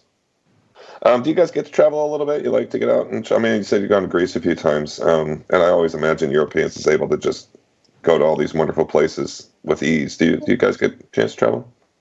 A few times a year, yeah. Not, quite focused at the moment, but yeah, there's definitely been a few. It's fun to travel. Yeah, I love traveling. Yeah. I've always traveled. Actually, I said in Belgium before I come to the UK. I was living in Belgium, and before that, I lived in Russia. I lived like about 6 months in India. Been to Turkey, like Dubai and everywhere, in China, and I traveled a lot. And, where did you live? Where did you live in Russia? It was Moscow. Moscow. I've actually been. I was there some years ago. I went to Moscow and St. Petersburg, and I liked it. It was I felt completely helpless though. My wife speaks Russian and I don't. And it was the few European countries where I thought I cannot do anything here by myself because I didn't run into a lot of English speakers. And hey, Jay, this is the only thing you need to know when you're in Russia. There's two things, right? Gudya metro, which means where's the metro, and Ya lublю тебя, which means I love you. And how do you say, please, can I just keep the credit cards? Placebo is please. So let's bring this back to the band a little bit and just maybe we'll kind of wrap up a little here, but also just ask you guys what are your coming plans for King Goat other than writing out the new record a little bit? What do you see coming down the horizon? I know you said had a couple of shows coming up, things like that. There's a few shows. We're just planning some more shows, and we're just hoping basically from 2019 onwards to just start leaving the UK more often, really. And we kind of have to hit Europe first, continental Europe. I mean, have you seen a lot of reviews on the record coming out? I feel like your visibility is rising a little bit. Have you seen a lot of reviews on the record? Yeah, there's been a lot of reviews. Yeah, so many reviews. Yeah, quite a bit of PR, and then we've done some PR. Then the label itself done some PR. So there's just reviews coming right, left, and center. So it's just pretty cool. I mean, we're quite funny. You get like these people tagging us and be like, "Hey, here's a review," and we're like, "It's in Finnish. I can't read it." So, yeah. Those are the ones you just assume are just glowing reviews. So you just tell people. You kind of scroll the way down and trying to find a rating or something. You're like, okay, 8 out of 10, thanks. You put them in Google Translate, and then you get these. Yeah, that's what I was going to say. Yeah, we get like really funny translations through Google translate, and from like we had like some Finnish, the Finnish Danish we had, and then Dutch. It just turns out like really funny interviews when interviews really was good. It's hey, frustrating. Rez, is there? Sorry, go ahead, George. There's a thing on the Tonight Show that they do where they take song lyrics and they pop it into Google Translate. They translate it into another language, and then they translate it back and they sing the lyrics, and they're like all fucked up. I've done that myself, specifically with Japanese. It's just hilarious. Oh, sure. Write a small text, translate it to Japanese, and then from Japanese back to English. It just sounds hilarious. I should try that. Yeah, it is just pretty stupid. It's hilarious. It doesn't help on those Finnish or those Finnish reviews too. If you do scroll down to look at the rating and it's like 2.5 reindeers, and you're like, I don't fucking know. What were you going to say, Will? Hey, well, I was actually going to ask Rez. So, is there a King Goat following in Iran because you're, Iranian? And is there a presence? Is there a King Goat fan base? I mean, I've had friends, that they're like in the scene, and they tell everyone about like bands and stuff. But there are some followings, outside of that circle that they've been following, and stuff. Which is actually something funny happened. There was like there's a group of friends, Iranians, that they really comment on everything and they tag each other like, oh, check this out, check that out, and they type in Farsi as well. And something just like really funny because I obviously understand what they're saying and stuff. So one of these guys just messaged us on Instagram, and because I mainly check Instagram, and stuff. And he was just saying that how much he loves the band, and he was like, oh, when I take acid, I listen to Kingo music and stuff, and I knew he was the Iranian guy, and because of the name, and all the. Yeah. So I answered back in Farsi, and even in in Farsi letters and everything, saying that, oh, thank you very much, and stuff. And then he started swearing at me. He was like, what the fuck? Why would you do that? Stuff like that. And I was like, dude, what's wrong with you? And he thought that, I was, the account was fake. I was trolling him. So he couldn't believe that, there was actually Iranian in the band, and I just answered him back in Farsi. So I had to explain to him that it's not fake. I'm just a Iranian member of the band. Wow, that's awesome. He didn't know there was an Iranian member. You're saying? No, because he's a reviewer, and he always introduced lots of music to people, and he has a lot of following himself on Instagram and social media, and a lot of people, not a lot of people, just some of his friends. They make fake accounts and they troll him, apparently. Oh, right. Oh. It's happened before. That's why he doesn't trust when people have you stayed in touch with him? Have you stayed in touch with him? I mean, he messages sometimes, and he just says that's awesome. The band and stuff, but not as adding each other, and sending dick pics involved. Sending hearts. This is two interviews in a row. We say dick pics. Yeah, it always comes out. Welcome to 2018. That's what we do. It's a fact of life. It's one of our It's actually just the eggplant. You don't send pictures. It's like eggplant. It's just emoji. I mean, same to you, Petros. Is there a little bit bigger following in Luxembourg or Greece for you guys? We have in Greece. There's a lot of Greek people on our Facebook. I don't know them, and like what it says, we're not all cousins. I think it's not because of me. It's just because the media has reached them. Yeah. But I think we do have some Luxembourgish fans because a friend of mine in Luxembourg who has a review sort of reviewing website, and he just he likes us, so he just carries on pushing it, and his Luxembourgish mates.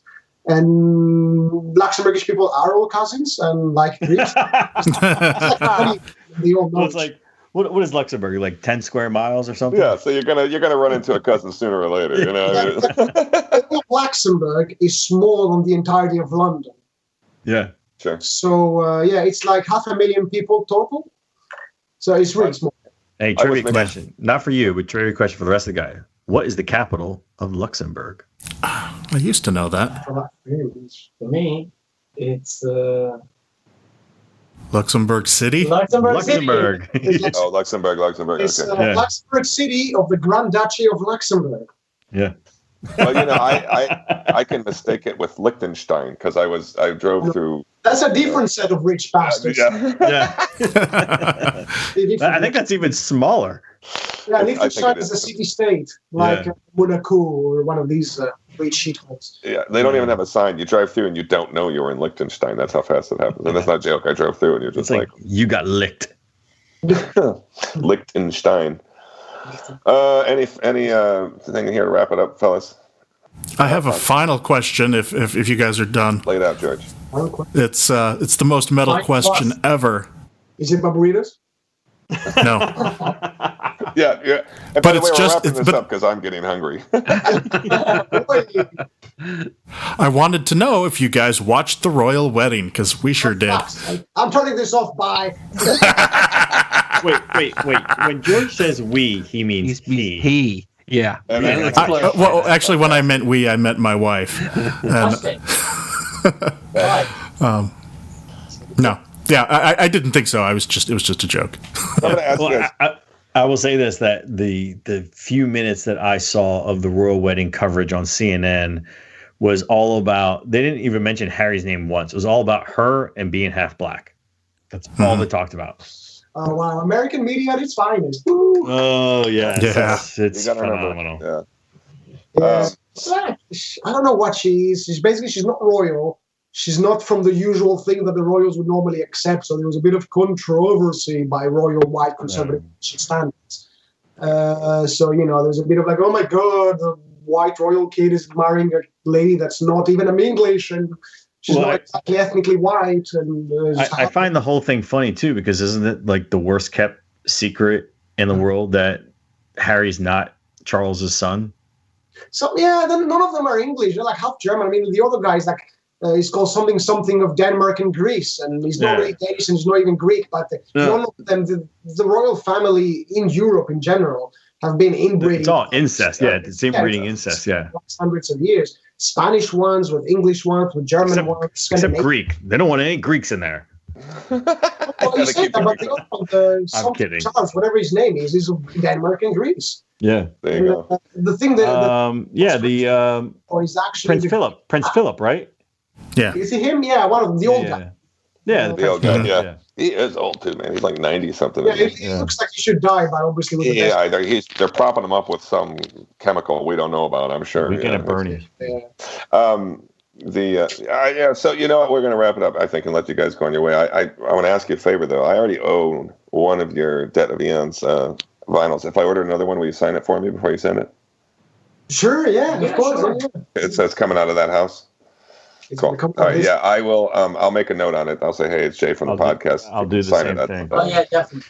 Cool, make a note, and actually, you might even be able to figure out the name if you pay close attention.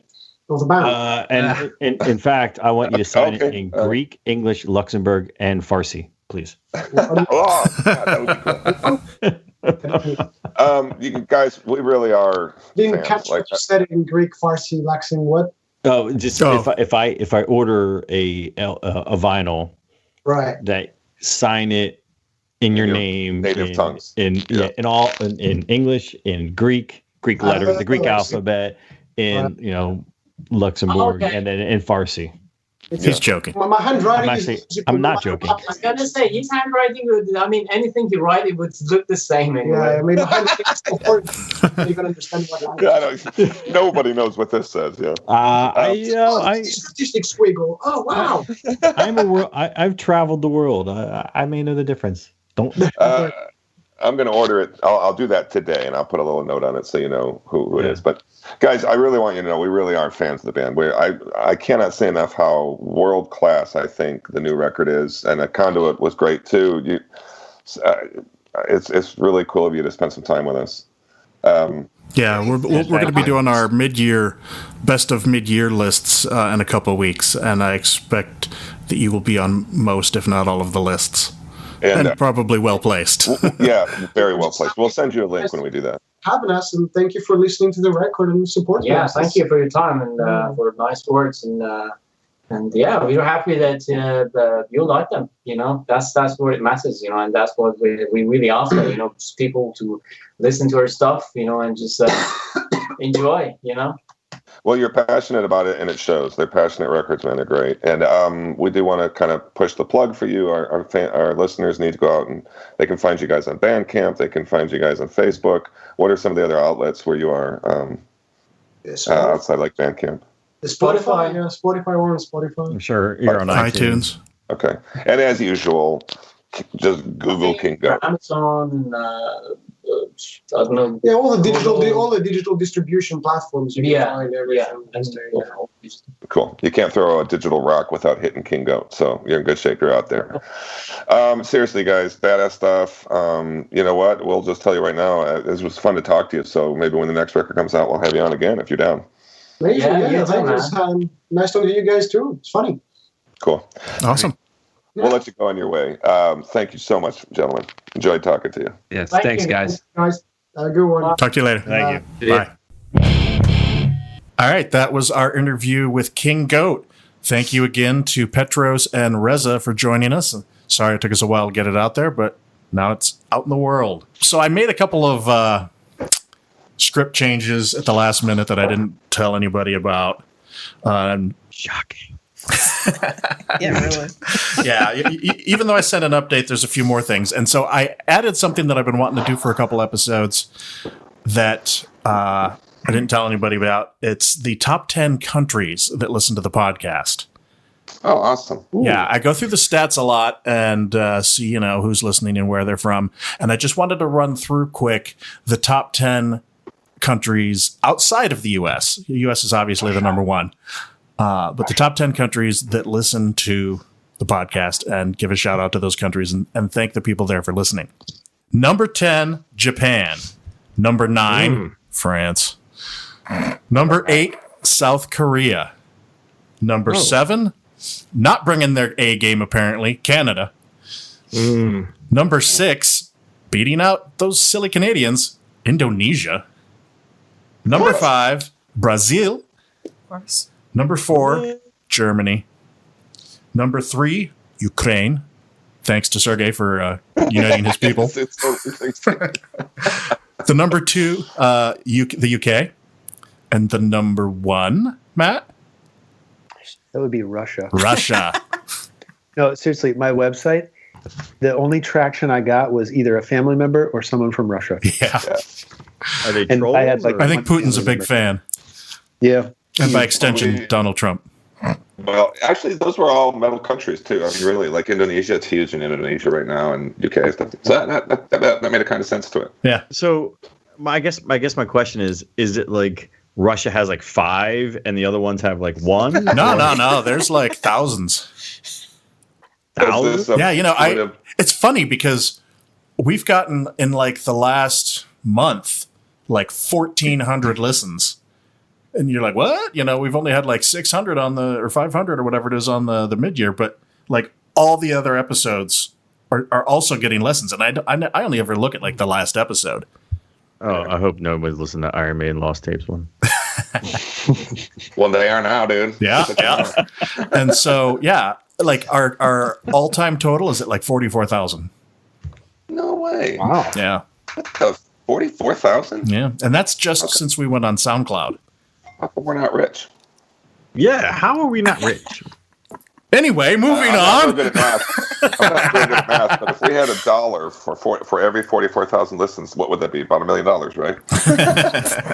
No, Jay, that would be 44,000. No, it would be $1 total for 44,000. Yeah, that's the Spotify. That actually probably wouldn't even be $1 for Spotify for 44,000. Exactly. But all right, so there is actually a new segment. I put this on the list and didn't really tell anybody about it. Usually I will discuss it with the guys first, but I thought of this the other day and I was like, fuck it, I'm just going to put it on there. And they don't really have to do anything this episode, so I figured I could forgo explaining it to them. But what I want to call this segment, assuming we continue doing it, is my greatest song ever. And basically, I wanted to get granular with a single song. Each episode, one person would do it, just like we do with Skullcrushers. And you just pick a song that like has some kind of special meaning to you. Talk about the song a little bit, maybe pull out some of the lyrics and like, you know, shine some light on them and just kind of talk about it. I mean, what do you guys think about that? Before you go any further, is this where you're going to tell us that your greatest song ever is Dope Smoker? I think that's John's way of trying to get you to edit out this whole segment, which is fine. Well, I'm down. I'm down for it. I'm totally down with this. Yeah. Yeah, I'm wondering if you chose a Manowar song. I didn't, although I'm sure there will be one eventually. I'm actually kind of torn because the song that inspired it was a Sentenced song. And I'm pretty sure none of you guys listen to Sentenced. Is that correct? By the way, I'm kind of torn. I'm kind of torn is one of mine from the top 5 this week. So well done. That took a second. That'll make more sense at the end of the episode. But I was like, the Sentenced songs are pretty cathartic for me, and that's a big part of why I listen to music is, to work through shit through music. But Sentenced, for anybody that doesn't know, is a pretty depressing band. I mean, you'd be hard pressed to find a more downtrodden set of Finns. Yeah, it was good that you isolated it. The Finns, man, they're just depressed. They drink a lot. They commit suicide, and technically they call the band suicide metal. And so it's not the cheeriest of stuff. And I didn't want to give the impression that woe is me, poor George. Nor did I want Z to go and talk about boring man pain. Yeah, I can't stand that. Sorry, guys. No, thanks for chiming in. That was that's the perspective you're here for. That's another story. And so I started to think, well, maybe I'll do a different song, and I picked another one. And for the last 3 days, I've been going back and forth on. There's a Sentenced song and there's a Judas Priest song. So I'm going to put it to you guys. And which one do you want? Well, wait, hold on. Which Judas Priest album is it from? It's not going to be one. It's not going to be one you like. It's not going to be one that. Well, Jay, it's like Defenders of the Faith. Well, Jay, if it's Jawbreaker, then I'm going with Sentenced.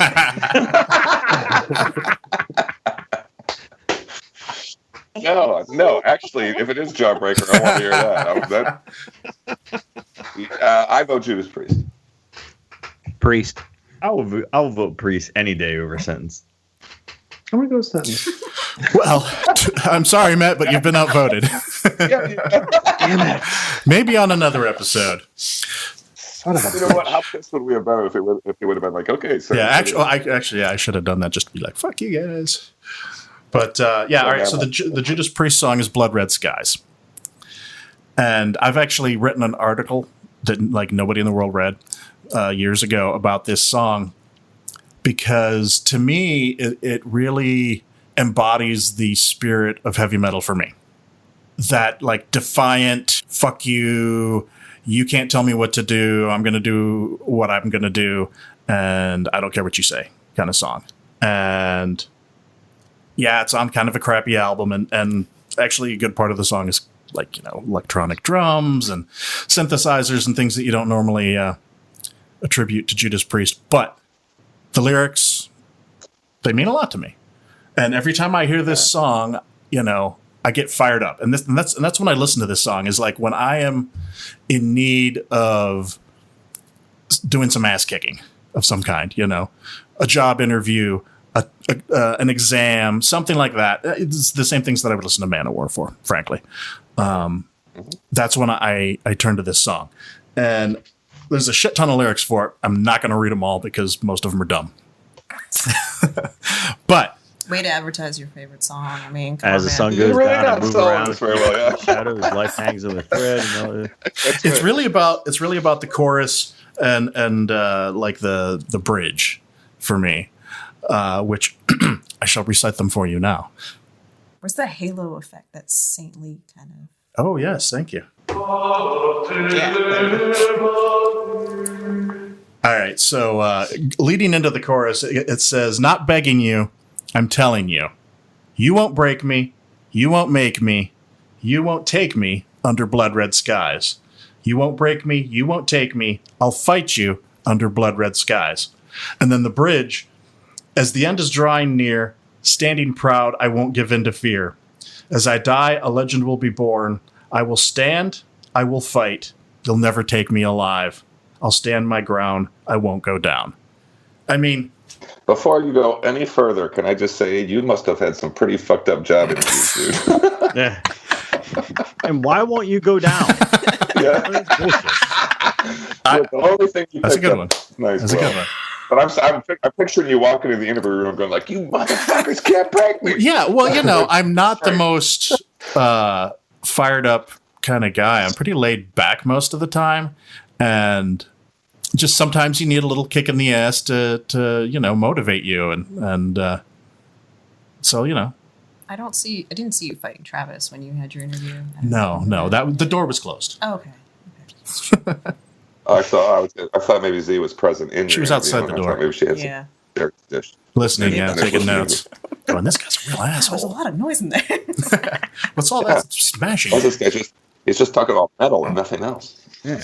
Why is this guy singing a Judas Priest song? Yeah, that's how you got it. Yeah. So I just got that. No, it's from Ramadan. Oh, is it Ramadan? So yeah, see, I don't know. Maybe this isn't a really great segment because it's basically just me talking shit and getting crap. Not that I mind. I don't mind you giving me crap. But the point being that it doesn't really inspire a lot of back and forth other than, you know, jokes. I don't know. What do you think? Well, we like mocking. Well, we do, and that's fine. I'm not offended or anything. I'm not sure. Well, but if it's nothing wrong with your choice, but there will also be days when one of us will say something like "Die or a Madman," and everybody will be like, "Yeah, fuck yeah, dude! Here's why I love that." So yeah, I mean, obviously I'm picking a song that I know nobody else likes, which is like the majority of what I listen to. But all right, well, you know, it's the first time. Whatever. Why don't we try it a few more times before we decide to kill it? Yeah, no, that's fine.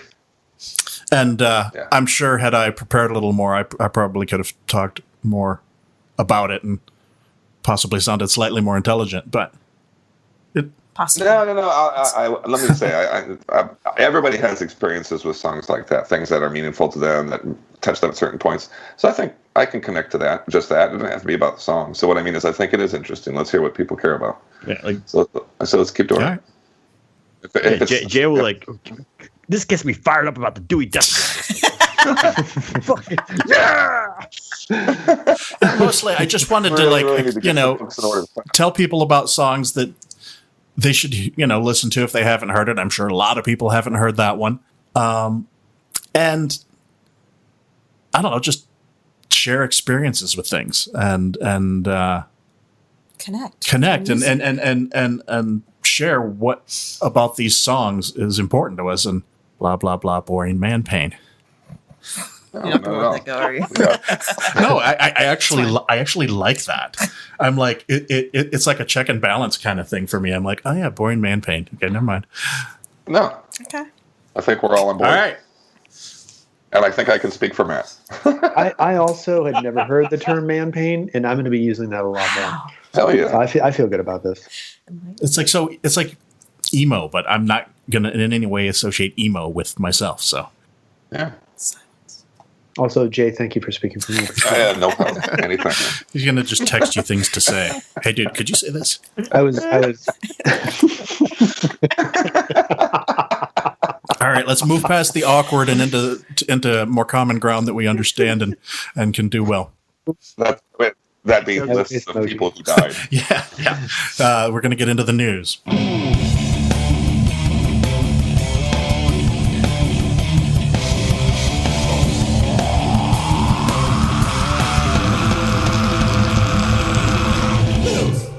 Both of these are a few weeks old now, but I figured we ought to at least mention it. Ralph Santola, formerly of Deicide, Obituary, Death, and Iced Earth, died after having a heart attack. He was in a coma for a bit, In fact, when I originally wrote this on the script, he was still alive. And then shortly thereafter, he passed away. Actually, I have to add one to the list, George, before you get to the next one. And because Eddie, the rock and roll beer guy, was a friend with him. The guy who was the director. The Metalocalypse guy, the Metalocalypse director. And I'm sorry to say I don't remember his name. But he was a friend of Eddie's. And so and he had a massive stroke and then died a few days later. That sucks. And the other death, as I'm sure everybody that listens to this has probably heard, Vinnie Paul, formerly of Pantera and Damage Plan, and Hell Yeah, also died. And I don't mean to say that sarcastically, like it was bad that Vinnie Paul died, but I just don't like Hell Yeah. No. You know what's sad is we're getting to that age now. We're all in our mid 40s, except for you, Z, that you look like you're like in your early 20s. That's a compliment. Yeah, that's safe. Yeah. See, he guesses well, unlike some people we know. My son, who's 4.5, when he hears a band on the radio and I talk about the band, I try and educate my kids about it, and the first thing my son asks is he dead? Is he still alive? Because like Dio's dead, and Lemmy's dead. Yeah, we have a Lemmy bobblehead, and he's like, well, Lemmy's dead. Yeah, exactly. He's like all these guys, AC/DC that comes on Ozzy's Boneyard, and like half those guys are dead now. And did you guys see? I don't think it's on here. The Dio auction coming out. No. I'll send you a link, and they're selling like all kinds of shit, like the leather shirt he's wearing on the live album cover and stuff, and all of the, and like that's predicted to go for like $1,000. There's not a bunch of his personal shit. That's not bad. No, I'll send you the link. Yeah, I may have to jump on some of that. Well, we could team up and buy something for the studio or something. Yeah. Buy me stuff. Yeah, that could be a roving exhibit, but yeah. I mean, I'm the curator. I take care of it.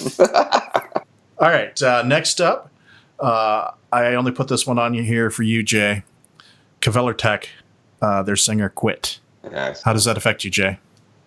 I'll tell you, it bothers me for only one reason, and that is that I liked his visual. I like his voice, but I like his visual presentation. So like here they had this kind of weird punk thing going on, sort of punky, but with this Viking at the fucking mast, you know what I mean? Yep. And so even stranger than that quick announcement is the fact that they already, like last night, played a show with a new singer. Wow. Yeah, and he just kind of looks like the rest of them. So, but I'm going to hold off my any judgment until the record comes out, because I'm pretty sure the guitar players, probably the writers in that band, that stated they're actually, if you guys know how it is, like I mean, none of these are sort of harsh vocals, but he still kind of he had a special little knack that worked for me. Yeah, I'm sorry to hear it. Long story short. Yeah. So we'll see and I'll reserve judgment for now. Fair enough. So we have a shit ton of upcoming album releases to talk about. The first one is The Skull, members from Trouble, will release their second album, The Endless Road Turns Dark, on September 7th. Any thoughts? I'm Cool. super excited. Yeah. Yeah. Sure. Yeah, they played Super Bowl night. The Skull played Atlas, and That's it was right. Yeah, I remember. None of you fuckers were there. Oh, that's right, because you guys never come. That's all right. I guess I'll be there next Friday. Okay. So I got to put this out there. I've been. I know you're an hour away, man. I don't blame you. John's not. Yeah, it still takes me an hour though, and I'm closer. But next Friday. Next Friday is Temple of Void. Hell yeah. Oh, yeah, I did see you guys talking about that. Damn. And it'll be the first, I assume, for anybody in the pod seeing them, right? Yeah. I believe so. Yeah. See. Awesome. And Will, is this going to be their first venture into the kind of Virginia, D.C. area? I think this, if I'm not mistaken, this may be their first venture to the East Coast. That's what I thought. Band, Okay. As band. Temple of Void. Yeah, that's what I thought. Yeah. So they're coming in Thursday. I'm going to take off Friday, and I'm going to play DC tour guide and hang out all day. Oh. And, yeah. Nice, dude. Are you the one setting those up, Will? Are you reaching out to bands, or is it? Well, if you remember on this podcast, when we interviewed I don't listen to this podcast. Well, That's because you're not from Russia. That's why. If you were way up in the Ural Mountains, you'd be listening. When I told them when we were on the podcast, I said, if you guys ever come to the East Coast, play Atlas. So now we can play Atlas. And well, that actually worked too when you said that. I know. Yeah. So they're gonna come play. No, but Hassan from Ripping Headaches is the promoter of the show. So, and he's the one putting on the not to be mentioned show in November. Hassan's a great guy. So, and anyway. All right, moving on. Deicide is getting ready to release Overtures of Blasphemy on September 14th. They've released a new song called Excommunicated, and I kind of dig it. I haven't really been a Deicide fan for a while. I really only liked the first couple albums because Glenn really changed sound after the first couple albums. Yeah. I think probably his voice got fucked up and he had to sing deeper. But I've been going back and checking out some of that stuff again, and it's not bad. So, I watched and listened to the lyric video, and I mean, I love the way I'm a Deicide fan through and through.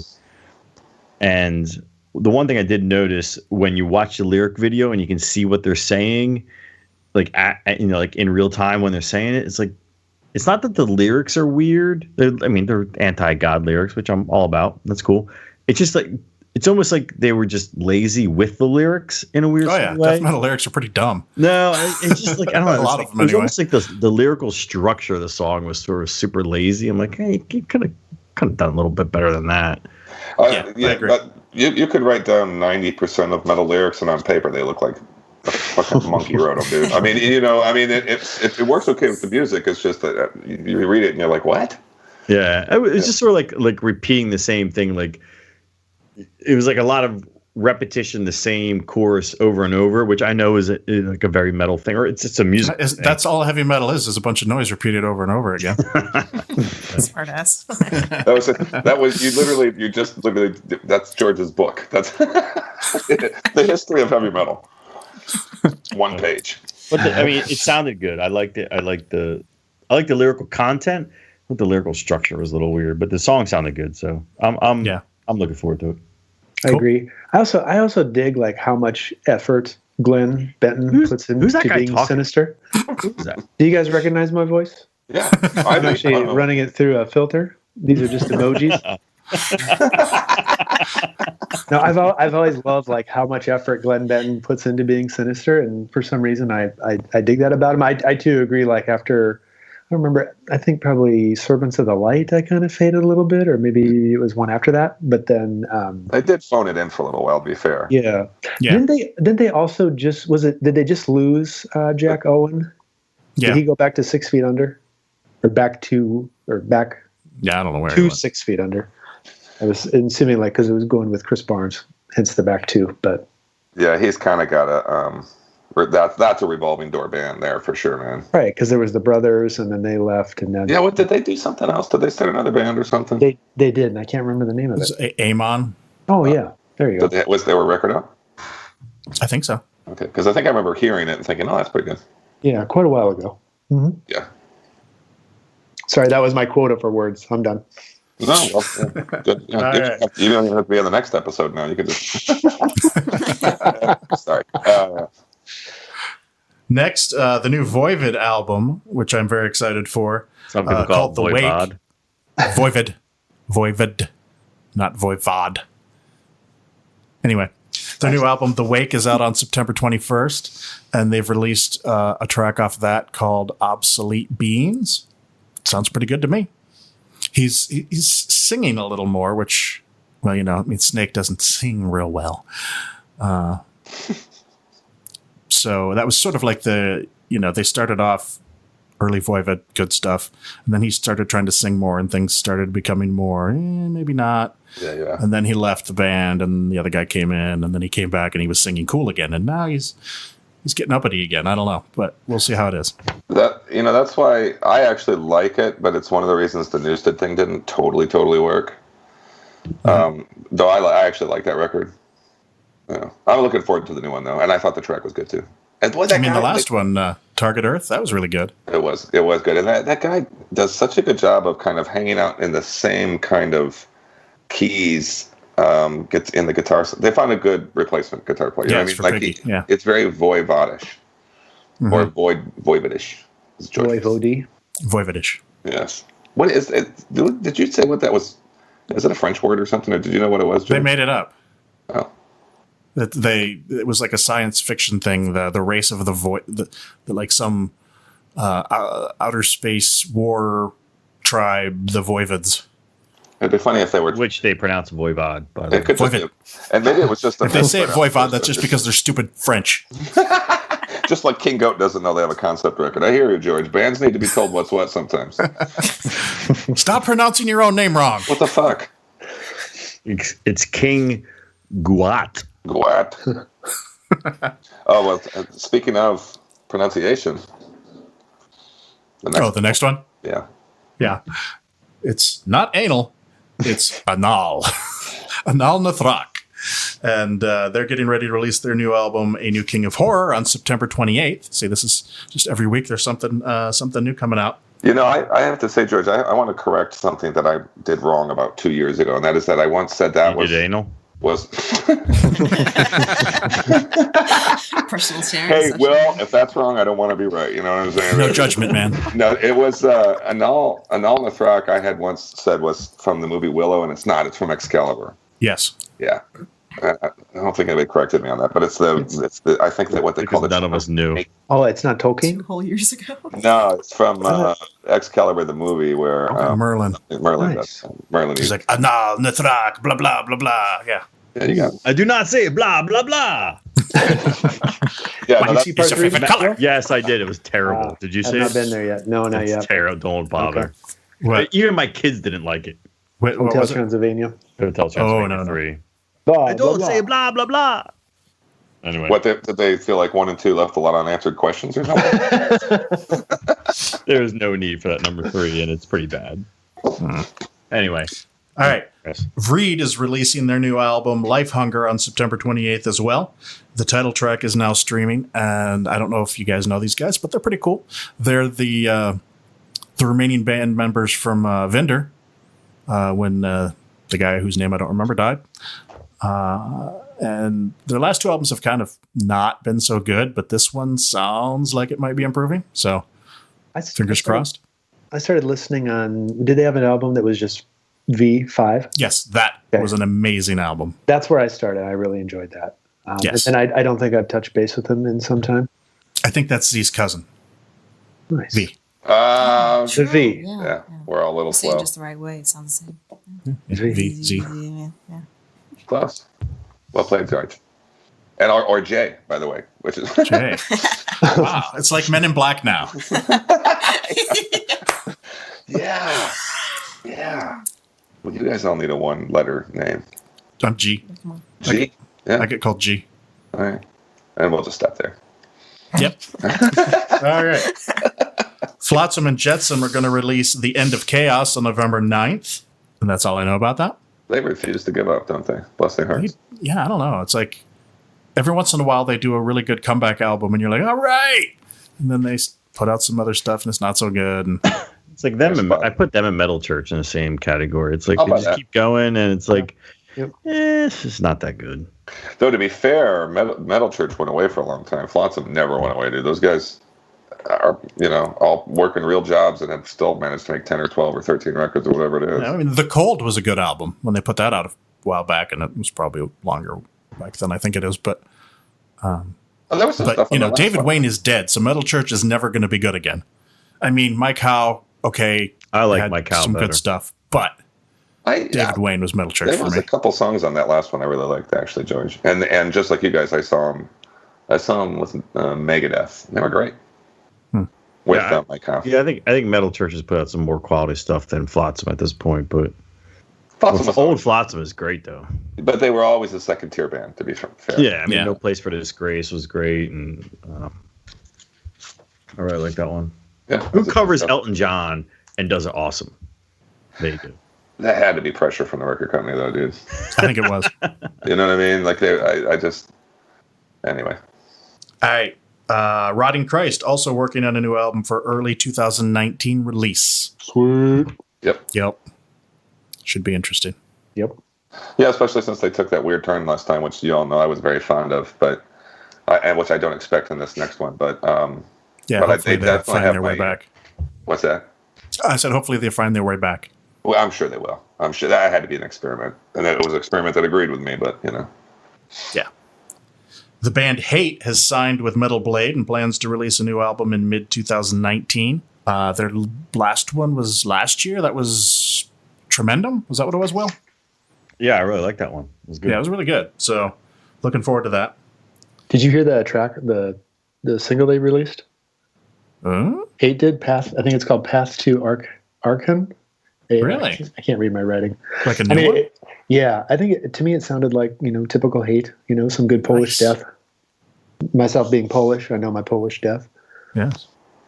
All right. Yeah, I can't wait to hear that. Polarizing band Opeth are working on a complex and energetic new album, according to Frederick. John, what do you think of that?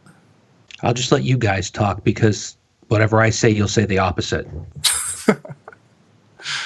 Oh, come on. I can't wait for this. It's going to be the greatest album ever. Wow. See, this is why I'm not saying anything because I'm just going to get mocked by you fucking assholes. Where's that sample? Jesus. Okay, well, we better move on before. Well, you let in so beautifully, with your little smirk. Like, well, what do you have to say about it, John? I just said that because you're our resident Opeth guy. It's not even worth talking about anymore because I'll get drowned out in like 3 seconds. So, and it's right. Well, just try. That makes you an OG.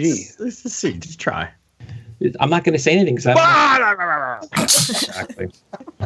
Actually, I feel like we've already gotten our money's worth just from what's happened so far. So you don't have to. Meaning that was a pretty good dialogue right there. You'll just put it on the polarizing comment. Yeah, exactly. You let in. There's no negativity to start. Then a single will come out, and we'll say, "Well, I listened to 3 seconds, and it's the worst song I've ever heard in my life." And then we'll just go down the same path we go down every time. Oh man, I don't know why. And I love you, John, but I'm just enjoying the shit out of this for some reason. But anyway, God forbid I say anything about a shitty death metal band from the middle of fucking Alaska. Oh, damn. Alaska. They call Grizzly Death. We need an Opeth Cannibal Corpse death match. I don't even give a fuck about Cannibal Corpse anymore. So. Damn. Speaking of which, those fuckers are doing a tour and they're not even coming here. So what the hell? Same. Not there either, huh? Nope. Hurt. Is Will not in town that weekend for them to play his basement? Oh man! All right, we are moving on now. Hey, did you see the sweet setup I got in this basement? By the way, That is, actually, to be fair, that was He's I got some orange amps. I got Locked up. Look at that Karma, man. very smart look on his face. There he is. There he is. Well, as soon as you moved the camera, this happened. He froze up, dude. It was awesome. All right, last news item, and then we can move on. And this one is a last minute addition. Actually, it's probably not even on your list. Infera Brew, our buddies from Boston, have signed with Prosthetic Records. They're releasing their new album Cerement in September, and you can stream the first song, Shroud Enigma. Good for them, dude. Do you have a clap button or something, George? Like I'm happy. There's got to be one here somewhere. Let me see. George. You got the clap right. Yeah, sure.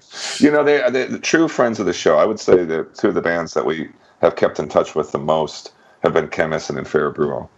And I mean, I frickin' went to Vakken with Chris. Yeah, and he came out and went to Death Fest with us. And Is Chris Neutrino? Yes. Yeah, good for them, dude. Yeah, I'm trying to convince them to come to Decibel next year as well. Yes. Like, expand the circle so that there's so many of us that, like, it'll just be ridiculous. Heart emoji. Oh, Yes. It's likely. Oh, I already told you, but it's likely that John's coming too. Yeah. And he's your buddy from Texas? Yeah, he's in Nashville now. Mm-hmm. Just moved, but he might come to West Coast too. He reached out to me the other day. By the way, John, if you're listening, which I'm sure you will be at some point, I still have the beer that you sent, and it was the Pantera beer, vulgar display of something. Yeah. I thought you guys opened it at year end. No, we did. We got two. So we opened one like a year end, and it was really hot. Hot as in like still high fusel alcohols in it. So I've been sitting on it, and I will open it up at some point and review it. So if you're wondering, John, I'm sitting on it to let it even out a little bit. Yeah, I think he was hoping for a review. And no, I will. But he can only do like 1 or 2 brewheads a year, so. Well, I'm sorry. All the content you guys are putting. he's got us there. But it's funny. I had asked John to try to find black metal for Luch because, as you know, Luch hasn't had that the beer. And then of course John just left Texas, and then I was in New Orleans, and that's where Luch just was, and I found a place in New Orleans that had it. When I told him, he about fucking shit, dude, because he didn't get to have it, and I couldn't. They weren't selling it to go. You had to have it at the bar. Did you see that stuff that he was drinking the other day? That snake bite or whatever? 67%. That's ridiculous. That's outrageous, dude. I got That's stronger than liquor. I got a bottle of tequila in my, which by the way, you'd love this tequila, George. 40% in tequila, 67 fucking %. That's insane. Have you ever had that? Well, no tequila. Yes. No, the 67. No, the beer. No, I've never even heard of it, and definitely not had it. Did you notice it had like a warning sticker on it? I didn't pay attention, but I'm sure it does. I mean, 67%. No, I mean, look at. It's like 130 proof. Is that what that comes out to? Yeah. So the proof is double the alcohol. It's like Celsius and Fahrenheit. Well done. Yeah. But with so Celsius, it's like if it's 40% alcohol, it's 80 proof. Do you know the Celsius Fahrenheit thing? A cab driver in Ireland taught me how to convert those. It's pretty easy. No.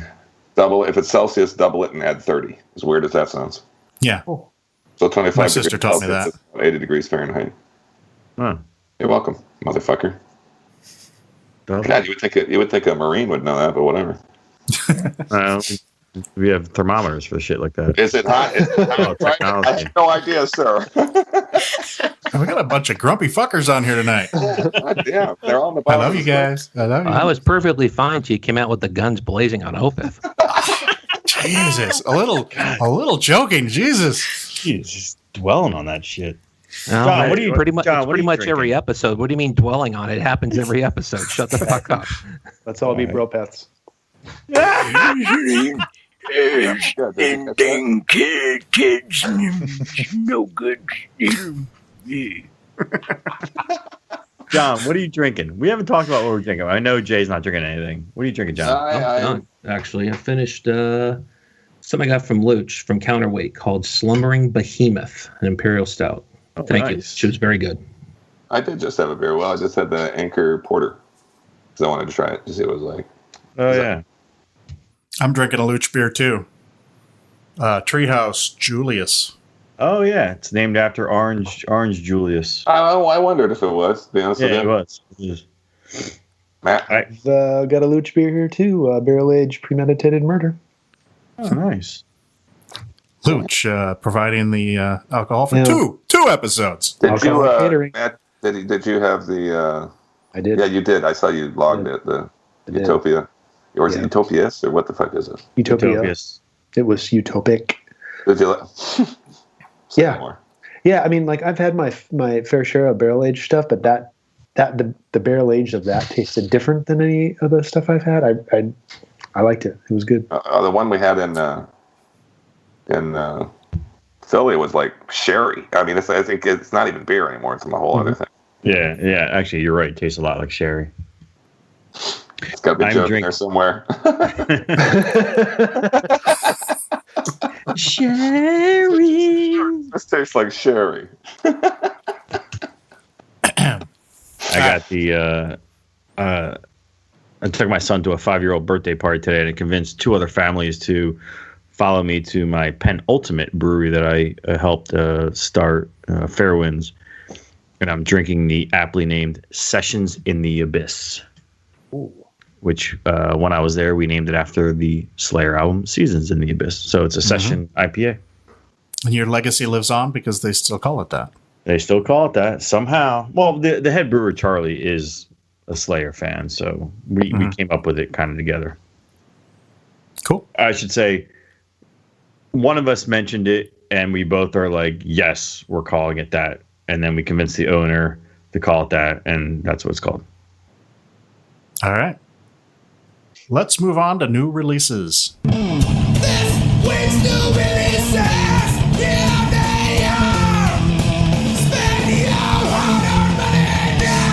First up is Blackfast, Spectre of Ruin, their third album. They're a St. Louis black thrash band.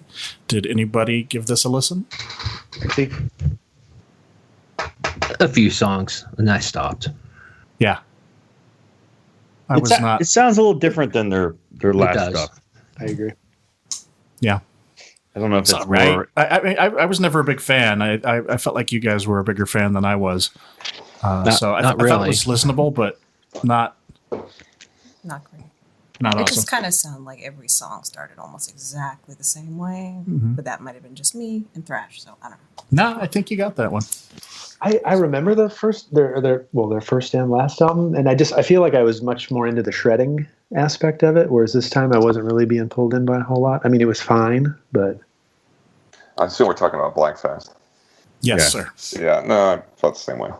It's super clean or something, isn't it? Like, I mean, or maybe that's not the word for it, but it's anyway. It didn't do anything for me. With all due respect. Yeah, I haven't listened to it too much, but it sounded just, I don't know, more accessible or something this time around. And that's the word sell out. That might have been the word I was looking for, Will. I need a sellout button. We don't record yourself, you know. You did. You just did. Sell out. There you go. All right. Next up, Jay, do you know these guys? Yeah. The band is called Extremity, and the album is called Coffin Birth. They're from Oakland. It's their first album. I don't know them personally. They're a death metal band. Yeah. You don't know them? No, not personally, but it's funny because I listened to the record last night. It's pretty good. Yeah, it's not bad. Yeah. Will, death metal specialist? I did not have a chance to listen to this. There's a couple of them that, actually, of all of them on this list, that's the only one I did not get a chance to peruse briefly. Well, then let's skip right past that motherfucker. Yeah, but I will make a note and I will check it out. I think agree you'll like that it well. you didn't listen to it? I do too. listened to it. I'm almost sure you will. Yeah. Yeah. yeah, that was all right. Not your cup of tea? It was. I moved on. Moved on. All right. Z, you not a death metal fan? I have no idea. I still can't get the genre straight. Fair enough. All right. Not yet. That means you could really screw up with some bad facts, George, if you want to. No, you Do not give him ideas. He has enough of those. George, like hand her leprosy, and then just let her go. Is that your favorite one, Will? Yeah. I got all three. Be on your way, child.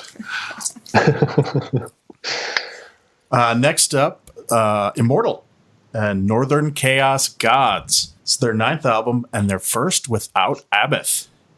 Personally, I thought this was going to be really, really bad. I laughed when I heard that they were going to put this out. It's actually kind of good. Yeah, but isn't the guy who wrote a lot of their stuff for their first, 3 or 4 albums back to writing their stuff again? Yeah. Yes. Yeah. So he already is part of Immortal, isn't he? Yeah, no. Mm-hmm. It's I'll say this about it. It's no, more, It is Immortal.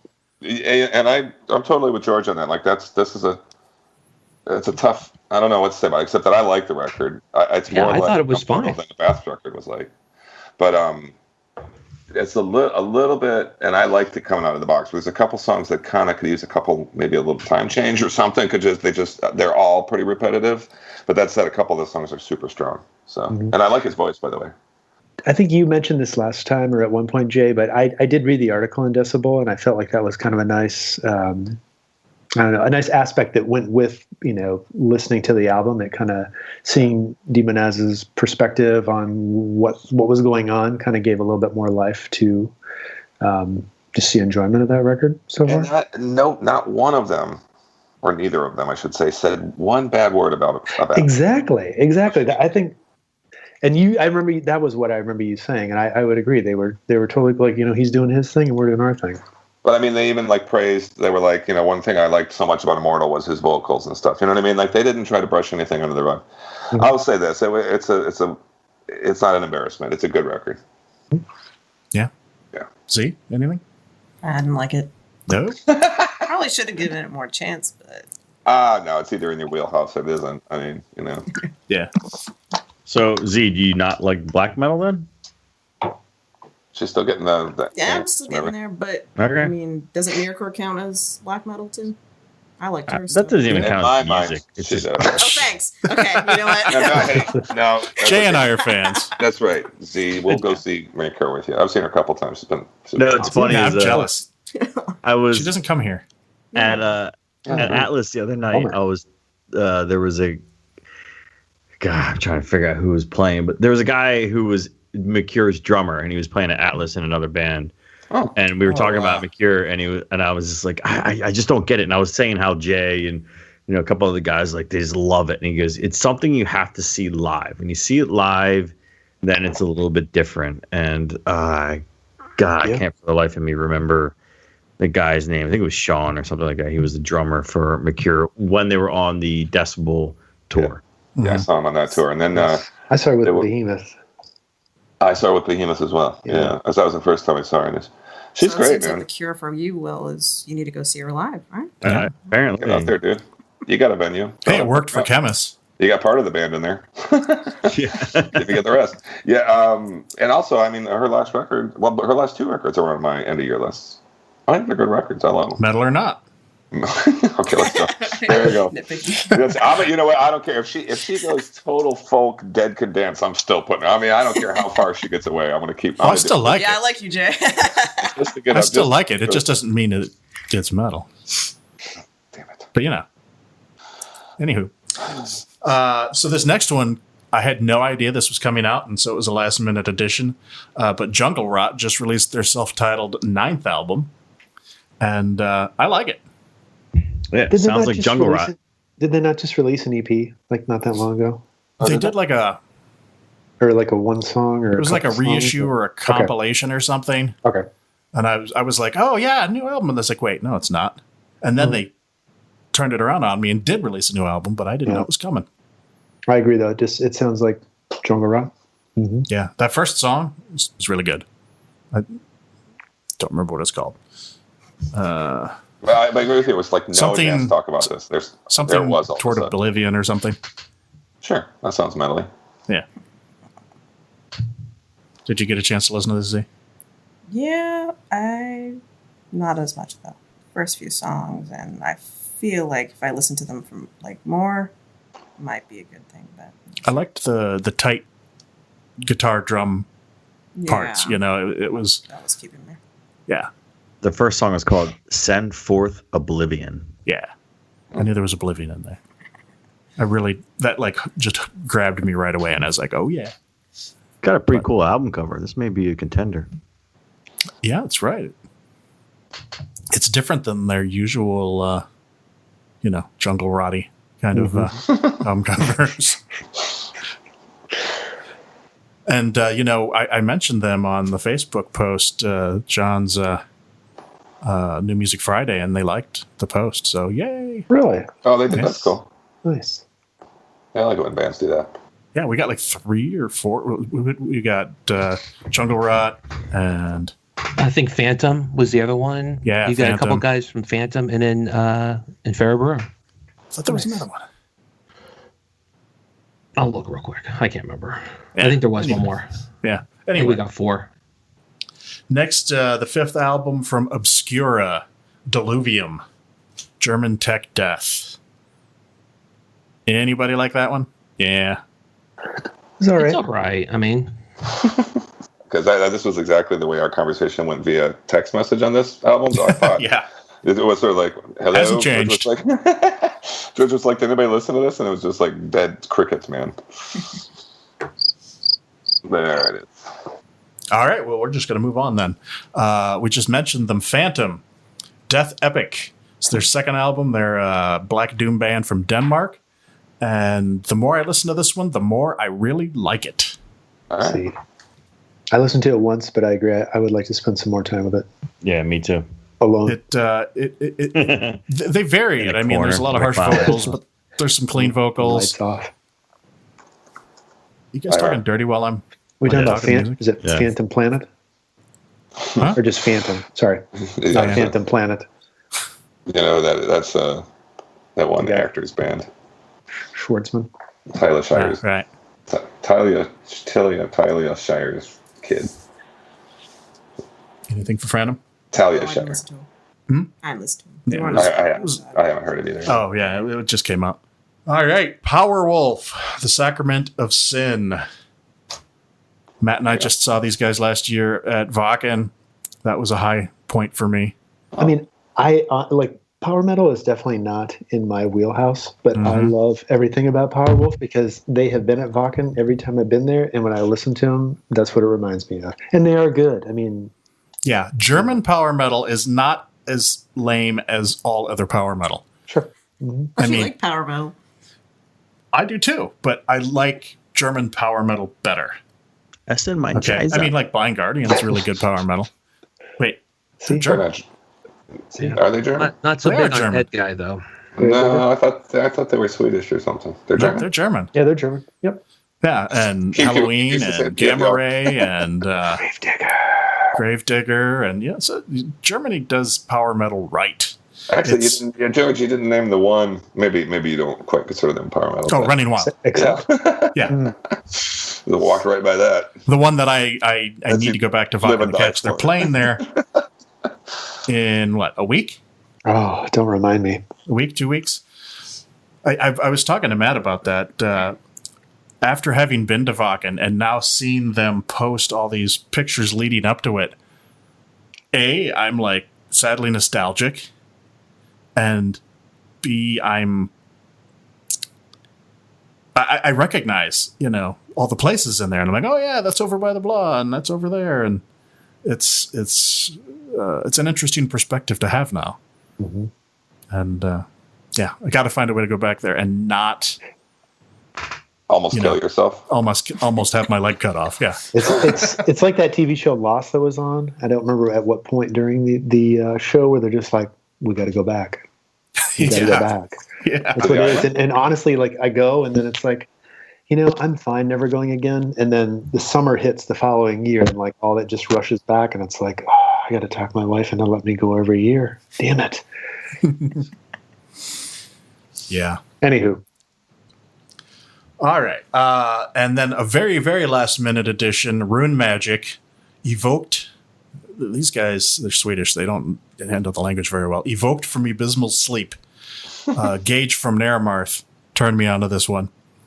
And, I've heard of the band, obviously, but I didn't notice that this was out. This is their first album in like 11 years. And it's Death Doom, and I like it surprisingly more than I thought I would.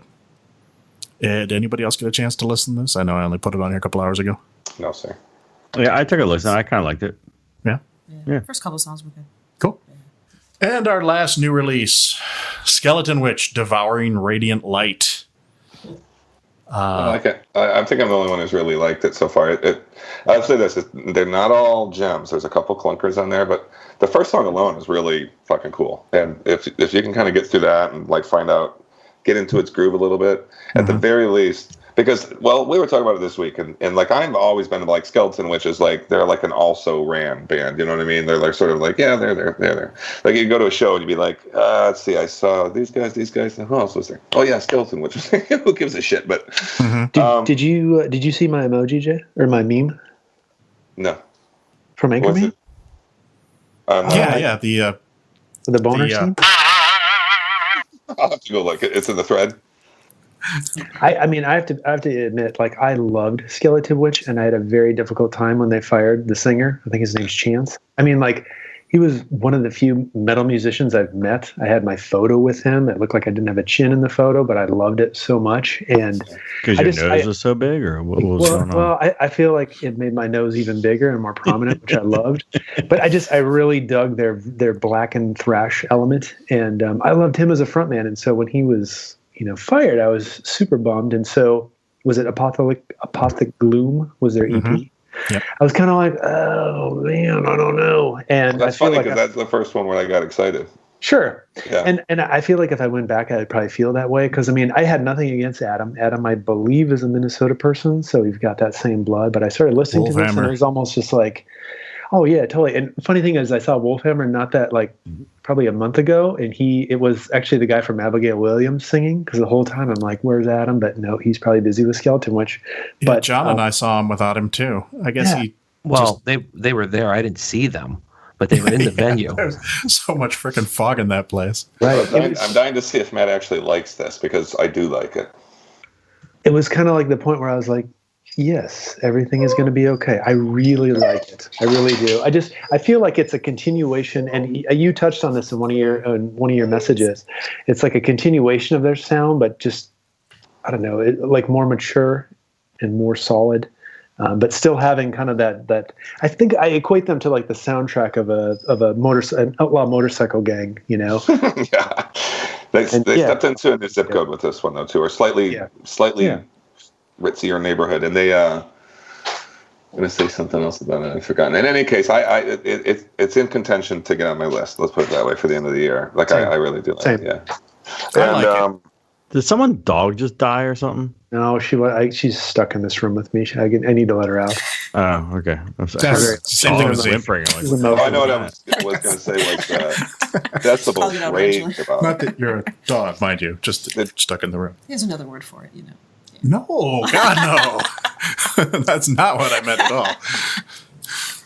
Did you guys see the decibel review of it? Because they raved. No. Yeah. Or maybe. Well, wait till Matt gets They like it. Did you see the decibel review, Matt? Yeah, I mean, it was. You're muted. It was. They raved about it. Yes. Yep. And I know they just lost the drummer quit, and so I think they have a new one. But it's been the two, like the Nate Feet Under, who was the brother of the singer, and then I can't think of the other guy's name, are kind of the two constant that have been there. But again, I feel like Adam has done a really great job coming in, and I feel like I really appreciate his vocals more. On this release versus the last one. But again, I was probably in a different state of mind, you know, trying to come to terms with the separation. But and again, that kind of stuff usually doesn't bother me, but for some reason I was just bummed about it. But again, now everything's You're cool. okay. Well, I have a picture of me with the guitar players. We'll trade off sometime. Nice, yeah. Like trading cards. I always kind of liked Skeleton Witch. I liked the music, but I was never a big fan of Chance. Did not give him a chance. But his vocals were always buried. Sure. And I freaking hate that. You know, and so I was always like, well, if they bring up the vocals in the next album, then I'll dig it. And it did get better, but it wasn't until Adam and this album that I think they really, everything clicked. Well, I thought the Apothic Gloom, though, that weren't they were forward on that one, too. Well, yeah, but I mean, it's an EP. Yes, it's dead to me. And by the way, it is not. It's good. It was like the first Skeleton Witch thing. I was like, hey, this is kind of cool. And but it's not as good as this one. I mean, this really is a full. I'll say this, and you can take it or leave it. But Decibel calls it their Master of Puppets moment. And they're not saying that's what I said about the Chemist album. Nice. Right, and they're not saying it's as good as Master of Puppets. They're just saying this is their fourth album, so to speak. You know, this is the one where everything clicked. So, and I'll buy that. Didn't listen to it. Didn't listen to it. Actually. Oh yeah, right. Did you get a chance to talk about that? I mean, I know you said you like power metal, but what did you think of that? Power Metal was actually a surprise, and I did not expect to like Powerwolf at all. I was looking at the list, I was like, I'm probably not gonna like that. It was a dumb name. No, I listened to 5 songs. I was like, okay, this is good. Yeah. I've heard about those guys. You should check out Blood of the Saints album. That's my favorite one. This is actually their first one in the last couple that I've liked. The previous couple, I was like, it's all right. It sounded like they were phoning it in, but this one's definitely better. All right, well, that's it for the new releases. Let's beat up on Will. Yeah, it's time to beat up on Will. Let's beat Will to death. Nice. This is Skullcrushers, and Will is taking on Death. You can't win against Death, Will. So I'm wearing my Death baseball 3/4 sleeve shirt, and I realize that when I'm looking at Skype at my own image, it's backwards. That's good, because my first question was going to be spell death. No, and I got HT. Yeah, it's not backward for us. Wrong. Yeah, I don't know why. I mean, I love death, and I felt like after I started thinking about this is a really bad idea because so many trivia questions can come up about lineup changes, and boy, they've had a lineup change every 5 minutes. So Sure. I think this is gonna be some epic failure on my part, and I usually do pretty good. Even when I did the Cannibal Corpse one, was probably the last one I did, and I was half in the bag. I did okay, and I think this one You didn't do okay. I think you got one question wrong. Yeah. Right. I even remember Jay saying like, "Oh, he's drunk. He's not going to get this." Well, you were fucking off the fucking charts that night, dude. Yeah. So bring it on. But I'm not. Matt, you want to go? We all know how this starts. Will, what was the first Death album I ever heard? Well, no, hold on. Well, since you are younger than us, I'm going to think that I'm going to go with Human. Symbolic. Even later. Yep. All right. Just a boy. All right. So I read a ton of shit. I have not had a chance to just verify that it's all true, but we don't care about facts here. Fake news. What led Chuck to start playing the guitar? The death. Well, the death of his brother. Yep. Got it. And yeah. All right, I'll just stop there because apparently I got it. I was going to say you basically with one word you answered that question. Yeah. All right, three more. Sorry. The original name of the band Death and the original members. So, well, Chuck originally had the band Mantis. Yep. The original members. Oh man. I'm really looking for two names: a guitarist and a drummer. So drummer Cam Lee. Yep. Okay. And a guitarist. Yep. I mean Rick Ross. Boom. Is that a yes or a no? That was a yes. Yep. That's a Minnesotan yes. Okay. Minnesota, yes. I see a little bit of smoke behind you, Will, because you were on fire, my man. All right. Also, well, in Minnesota, these things mean yes. Boom, oofta. What else you got there? Oofta. And oh yeah. So yeah. Oh yeah. Oh yeah. Fargo. Oh yeah. yeah, don't Boom, you know? Okay. Okay then. All right, I'm gonna give you four titles. They're not of anything specific, but they are titles of things that pertain to Death, the band in which we're talking about, except for one. The titles are Death by Metal, a band called Death, Death, and Death to All. Which one of those four does not pertain to the Death? Band called Death. Boom. Oh yeah. Which one of these things is not like the other? Well, this point, who is that about? That's a real thing. Yep. Netflix and chill. I'm thinking you've heard of it because you do. Wait. Are you asking me something? Yeah. Bonus point. But there is actually a documentary called "The Band Called Death." Who's it about? A band called? I don't know. It's about a band called Death, but it's like it was a punk / hard rock band of all black guys in Detroit in like the 60s. So it was around time of the MC5 and all that. And they were it's heavy stuff, dude. And they're literally the name of the band was Death. Yep. Oh. Yeah, the documentary is called "The Band Called Death." But I am picturing you bringing it up on Netflix accidentally like a few weeks ago and being like, what the fuck is this? Well, when I was looking for the new Death by Metal documentary that I ordered from Amazon, I think when I Googled or whatever I searched, that came up. Death by Metal is a good name for a documentary, but there'll never be a better one than what's the name of the Anvil one? It's like it says Anvil in it twice. Anvil, the story of Anvil. Anvil, the story of Anvil. And it's painful to watch. It's so funny. I like Super Duper Alice Cooper. That's a good Super Duper Alice Cooper. Okay, that's a good fucking doc, dude. I've got my Anvil shrine right over there. I lied. I have one more question. Oh, okay. All right. So after which album did Death become more about Chuck working with studio musicians versus a band? Like a Spiritual full-time Healing. band? Oh, yes, sir. You got them all, except for that first one. But What was that the wasn't first your- one? first one was which Oh, you're yeah. Which one? Yeah. Fucking, that was a softball, dude. I know, man. I didn't get that one. God damn it. I should have calculated the years. How many years younger? You're like 10 years younger than me. So I 39. yeah. My first one was Leprosy. I should have did some math. Yeah, liberal arts major. No, sorry, man. You didn't have time to bleed. No, I ain't got time to bleed. Time to bleed. All right, John. All right. Well, I got some softballs in here, so I'll continue your good streak here. Please, please. First question is: a true or false? If there was a Mount Rushmore of metal, would Death be included? Yes. Correct answer. True. Yes. You're off to a good start. Thank you. All right. I'll be the first to give you a lineup question. Oh, God damn it.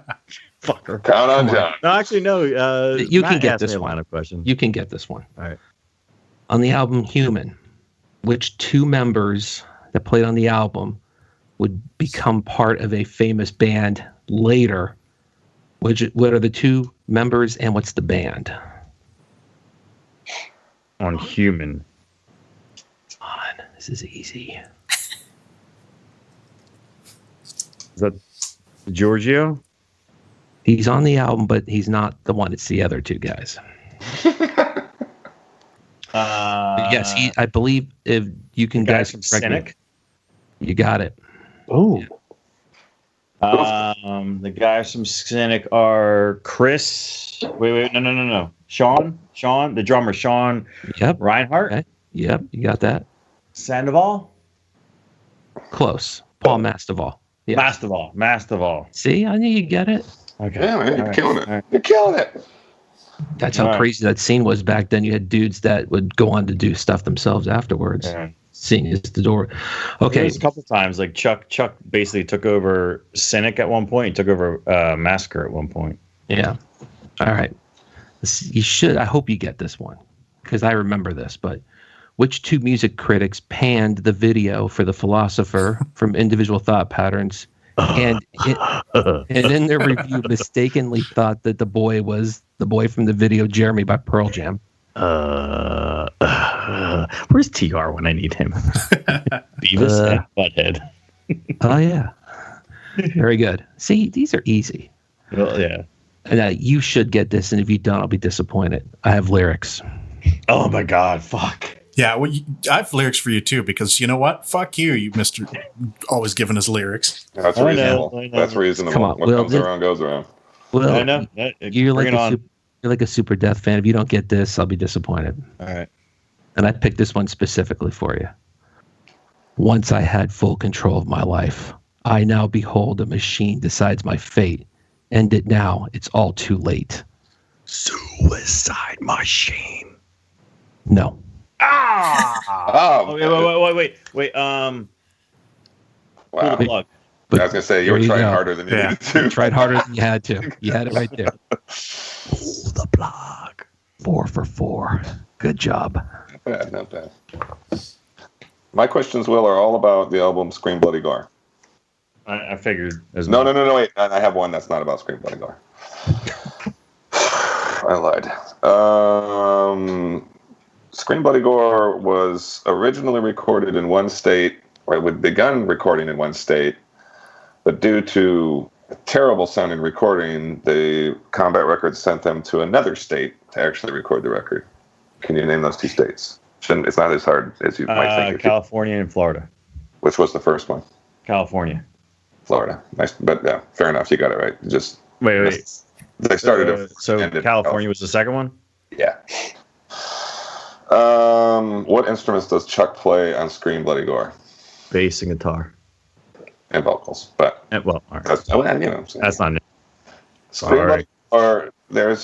If you're an idiot and you live on the internet and you like death metal, And you like to argue about what the first true death metal record was. Seven Churches. Or what was it? So there's 3 albums that came out right around the same time. So Possessed, Seven Churches. Is this where you're going with this? It is. I was going to say Seven Churches and Scream Bloody Gore, and you probably there's another one. Which one came out first was the question. Possessed. Do you know by how much? And then there was Necrophagia too that came out right around the same time. I think it was like months. Yeah, it was less than a year. But by the way, I'm in the Possessed camp. You know, it actually has a song called. They actually a song called Death Metal. Yeah, yeah, but it's not very death metal. It's like blackened thrash. You know, my favorite Death was really kind of the first death metal. I don't know. I think you're splitting hairs. I mean, Possessed had a song called Death Metal on it. And Venom had a song called Black Metal, but it wasn't all that black metal. Fair enough. But you know, the Possessed, man, that record though, dude. I'm not saying it's a bad album. I'm just saying I don't consider it to be full-on death metal. I think it's much more thrash. But I think he was one of the first. That's one of the first death metal vocals, if you ask me. Yeah. There's nothing black about his vocals. No. Oh, which reminds me, I don't get the flexi disc version. Did you guys? Yeah, I did. There was a Possessed flexi in there. Mm-hmm. Yeah. Did you listen to it? Mm-hmm. Yeah, I liked it. It was good. I mean, I heard it on the SoundCloud. All right, well, that was all my questions save one. Since you claim Leprosy, and I assume you're being honest with me, is your favorite album. Can you name every song on Leprosy in order? God damn, fuck you, man. Man, can I even name so the first one is Leprosy. Halfway home. I'm not going to get these in order. So if you can get them all, that's fine. I don't think I'm going to get them all, but Pull the Plug. Yeah. Left to Die. Yeah. Born Dead. Yeah, got 4. And for what it's worth, you've done the whole first side. Choke on It. Choke on It. Yeah. 5. You're getting close. You're gonna be mad when you realize I'm sure going to miss like how many more do I got? Come on, you can't forget any here. Let's see. You got Leprosy. Forgotten Past. Yeah. That's a little bit of help. I think. Well, at least I didn't answer for him, George.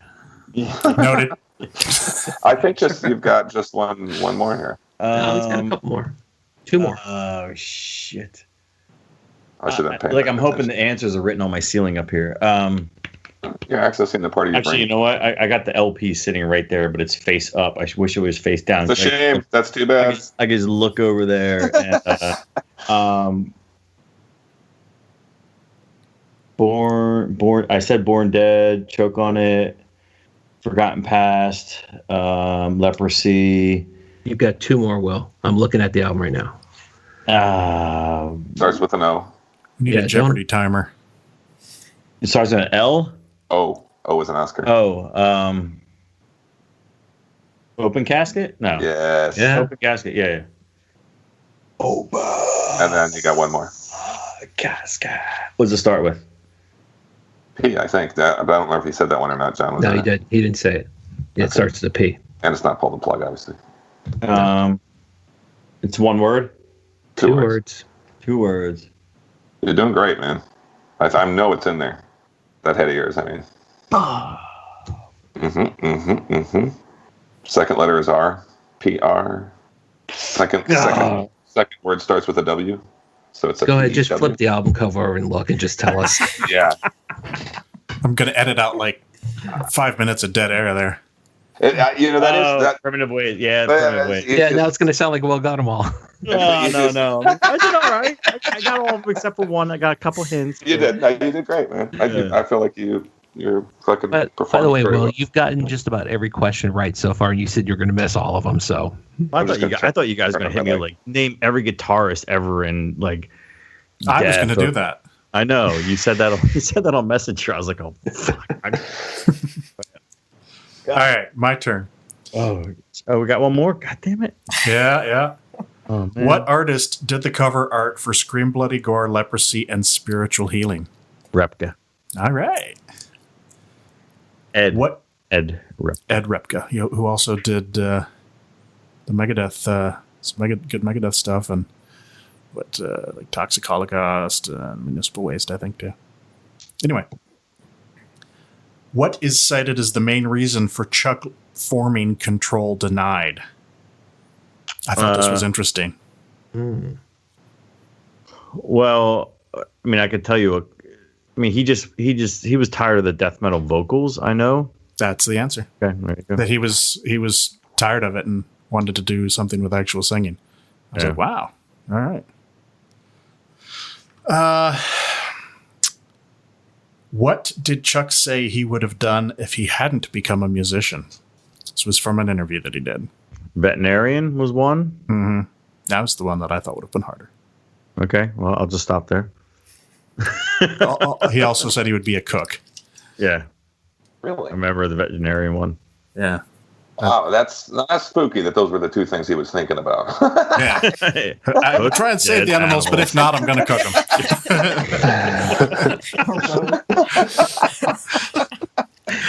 Well, that would be a weird storefront. Yeah. Oh, no, this is just my day job. I got to do something different at night. All right, well, my last one is a lyrics one. Oh, God damn it. Drink from the goblet of gore. Taste the zombie's drug. Now you want more. Drifting from the living, joining with the dead. Zombie-dwelling maggots now infest your head. Is this a softball? Yeah, it is. Zombie ritual. Wow. I didn't know because that was off of Scream Bloody Gore. And I could see it behind Jay's head, but on my desk at work is the Scream Bloody Gore bobblehead. That's and true. people come I up have to one me, too. and actually, weirdly enough, I don't know if, well, probably not. It's on my desk at work, but people come up and they say, like, is that from Mars Attack? Is that the guys from Mars Attack? Yeah. Actually, well, I have a bonus question for you. What would Chuck be doing if he was alive today? Wait, what? What would Chuck be doing if he was alive today? Breathing. And I actually know the answer to this question. Oh, my answer for me. If Chuck was alive, I'll just cut to listening to this podcast. No, the answer is desperately clawing at the lid of his coffin. Sorry. It sounds like an actual I did song all right. title. Oh my god, you did great, dude. Dude, you've killed the last two Skullcrushers, Will. You really have, dude.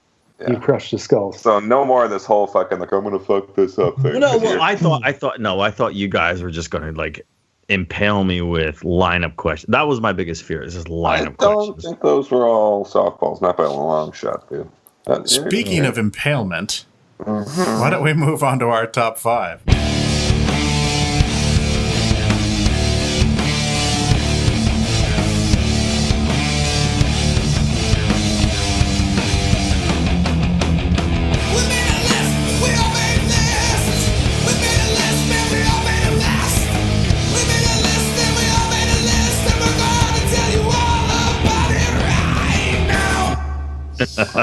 God. So this ought to be fun. This is if you're listening with your kids, take them out of the room. Would you listen to this with your kids though? People do, right? Will? My kids have listened to this podcast. They've been on the podcast. Yeah. Wow. Yeah. So this is our top 5 most fucked up death metal song titles. I'm not looking forward to this. Yeah, I am. We were talking about this over the Facebook Messenger, and Matt was talking about needing to take a shower afterwards. Yeah, and, That sounds about right. Yeah, I'm pretty sure we're all on a list now if we're looking at this online. So I got a question. I only looked at stuff that was in my personal collection. No. No, I went far and wide, man. I went deep. All right.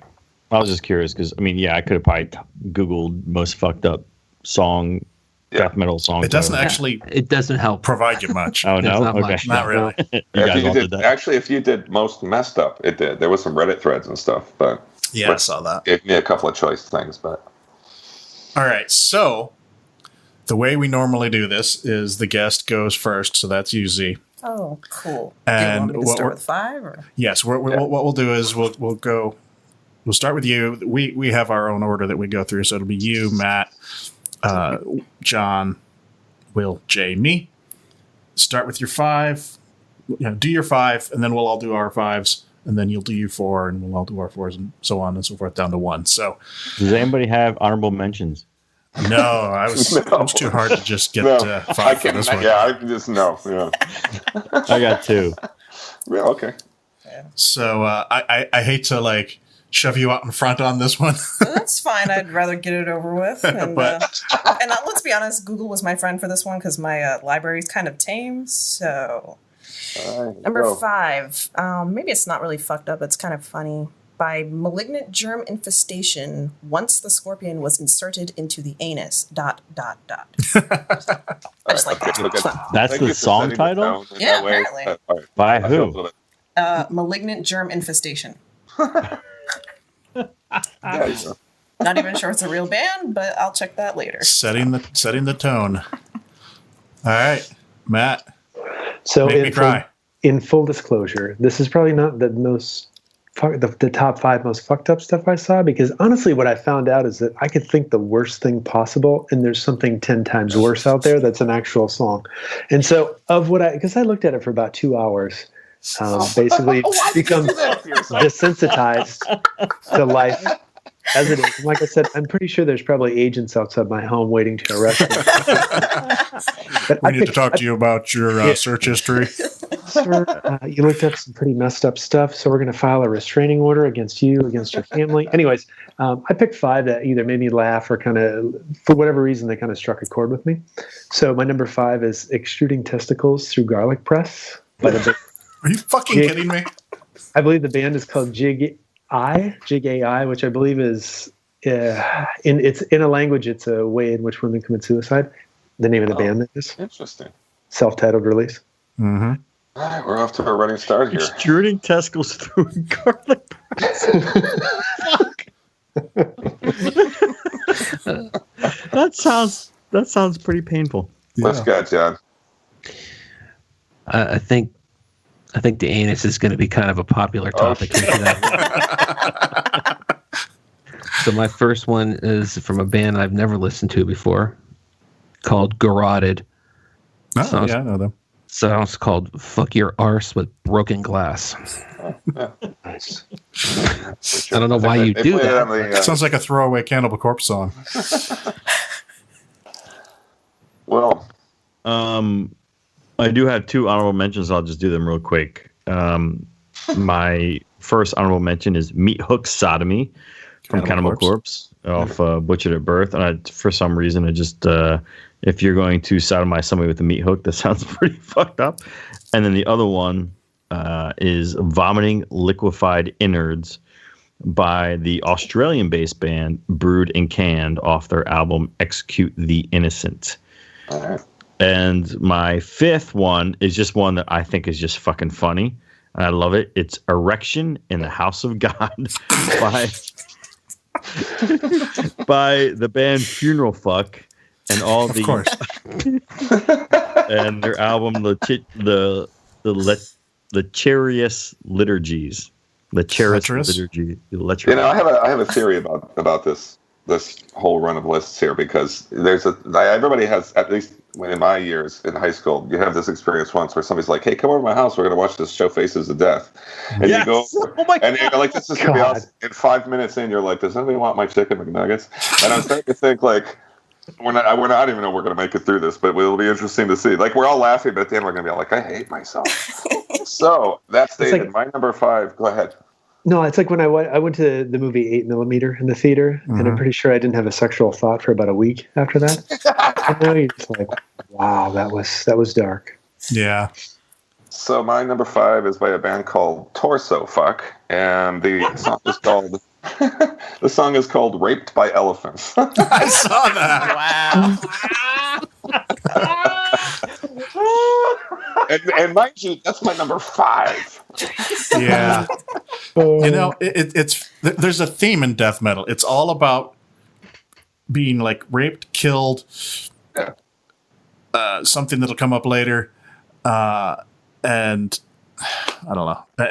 Death metal songs are very sticky. It tends to be. So bodily fluid involved. Yes, a lot of bodily fluids involved, and some possibly some anal leakage. So are you just setting us up for your number 5, George? No, my number 5's not, well, I wouldn't want to try it myself, but Aborted Fetus and their song Genital Torture by the Alligator Tongs. There is actually a death metal song generator on the web, by the way. Yeah, I saw that. Z. Okay. By The Locust, it is 23 lubed up schizophrenics with delusions of grandeur. Just very entertaining.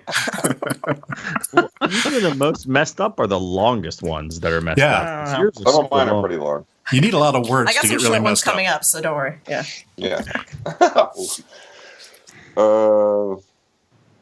Man. All right, me from Brazil, off of the album "We're with All the Ball." The band is called Human Meat Grinder, and the song is called "Cadaver of a Dead Defunct, Already Passed Away, Found in a Place Where Even the Terrible Diseases Catch Terrible Diseases." It was like it could have been so like that? It could have been like so graphic and horrible, but it's the place where even the terrible diseases. You asked him how he found it, Will, but he was on for 2 hours. He was in the deep web by the time he was 2 hours of my life. Dark web. My eyes are so dark. I literally just went through my iTunes library and oh, what do I got on here? Yeah, you had some honorable mentions, which none of us did. So yeah, that's the most messed up thing is most of us probably don't own the songs that we're talking about. Unlike you, I own every single one of these songs I'm talking about. By the way, well, actually, I have the Aborted Fetus one. Yeah, I have a couple too of mine. All right, mine. Another band I've never listened to before, Guttural Secrete, I think is how you say it. Mm-hmm. The song is called "Gluttonous Portions of Intestinal Seepage." Oh God! Sounds like anal leakage. But I don't know that that's any worse or better, Will, to be honest with you. My number 4, George, you'll like this one. Genital Torture by Alligator Tongs by Aborted Fetus. Nice. Off their album, The Ancient Spirits of Decay. I'm really surprised we have duplicates. And, I think there's one I think we're going to probably all have in common. Yeah, my number 1 is, if you don't have this on your list, I think it's kind of surprised. My guess is okay.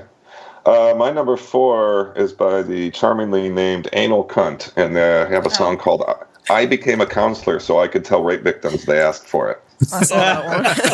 Oh man! Seth. I thought Anal Cunt was off limits. No, was it? For me, I'm not a fan. Okay. Oh well, I'm not. I didn't know fan was the Z. Can we say the C word in front of you? We just did. C word. Crayon. I can smell your cunt. Wow. Was somebody just? Were you just doing? Is that somebody's number 4?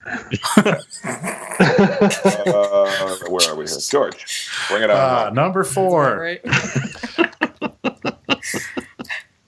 Regurgitate. Frenetic chainsaw slaughter of a crippled infant. Oh my God! Jesus. You know, I have to say, how many listeners are we losing because we're laughing at these titles? Yeah. You should leave a disclaimer, before the section. I did. No, more than one. Be like, don't listen to this if you like us. Mm-hmm, mm-hmm. I just brushed my teeth because I felt dirty. We should all be taking showers right now.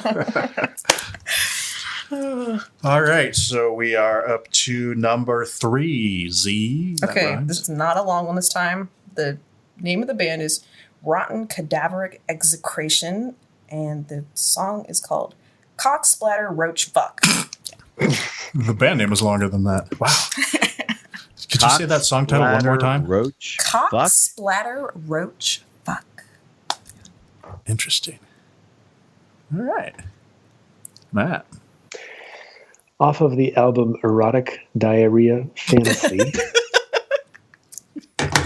from the band Torso Fuck, I also have Raped by Elephants. I almost put that on there.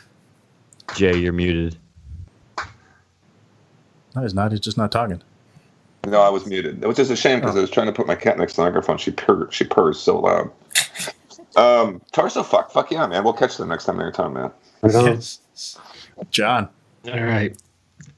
From a band, I hope I say their name right, Sodomator. What? Why? Who cares if you say that right? Again with the butt. This one kind of caught me by surprise when I saw it. Oh. Maggots erupted from goat's rectum. Oh my fucking god!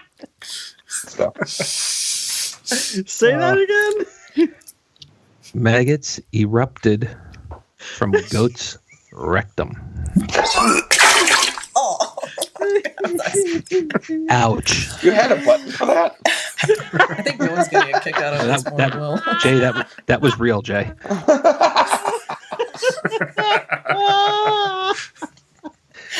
I'm just like some farmer, some guy who's like in a band, he's a farmer. He's like, man, just all this fucking shit that Millie the Goat did today. Like, fucking maggots shooting out of her ass. I'm gonna write a song about that. These all are based in reality, Will, for sure. Well, Will. my number 3. We're on 3. Yes. Vomited Anal Tract by Carcass off Reek of Putrefaction, yes. The first Carcass one. I have 2 Cannibal Corpse on mine, and this one is that disturbing, but it was one of the song titles I heard early on in life, and I was like, that's fucked up, dude. So it's pales in comparison to anything we've said here, but Hammer Smashed Face has always kind of fucked with my head a little bit. That's a fucked up concept, so Cannibal Corpse, Hammer Smashed Face. Jay, have you ever seen the YouTube video where it's like this bunch of people from like the 70s or something, 60s or 70s are dancing around a field in like Indian, like American Indian weird native costumes, and they're dancing the Hammer Smash Face? it's the most unbelievably awesome. I'm sold, dude. All right, I'll look for it. Wait, is that Burning Man? No. It's just like this weird 60s hippie shit. And someone just put Hammer Smash Face to it and like cut it up so that they're dancing in beat to it. It's brilliant. That's crazy. George. Me? I think so. Oh, that's right. You just did yours. All right. Mine's actually a repeat of Matt. Jig Eye extruding testicles through garlic press. I'm glad that one appealed to both of you. You were like, you know what? I wanted one for the gents, you know? Yeah, of course. Oh, yeah. I love the Olive Garden. Say when. Holy shit. George, by the way, this is a brilliant idea. This is the funniest. Yeah, but like in this like super villain evil sort of way. Like I feel like George did this to us somehow. Oh god, this is awesome. Well, I initially came up with this when we were talking about doing Death as the Skullcrusher, like prior to the mid-year. I just thought it would be fun. But then when Z was coming on, I was like, oh, this is going to be even more fun because... Great. Blame me for this. I don't think so, man. I'm going to make her say all these nasty things. Fuck you. Yeah, that's rough. Damn. Speaking of Z. Number 2. Okay. This is like paragraph, so get ready. Sure. I don't even know if this band exists, but we're going to go with it. So, name of the band is supposedly Wide Open Thoraco-Abdominal Tract, and the name of the song is The Scraping and Blowtorch Incineration of a Metastatic Rampant Gynecologic Tumor in the Colon Uterine Wall causing Retrovaginal Expelling of Gory Sewage. Yeah. What? Jesus. That's the longest one, and I'm out, okay? Are you sure you didn't end up on some sort of medical page or something? It could have been. It really could have been. Is that someone's prognosis? Yeah, the DSM or whatever it is. Prognosis, death. All right, Matt. I have this drum set behind me. I feel like I need to go Another repeat from Malignant Germ Infestation, once the scorpion was inserted into the anus. My favorite part about this, though, is the album it's on is called Fields of Forever, Lasting Love, Enjoy. Is that right? Yeah. That's awesome, dude. And you know what? That could be, somebody could accidentally be like, well, that sounds nice. Yeah.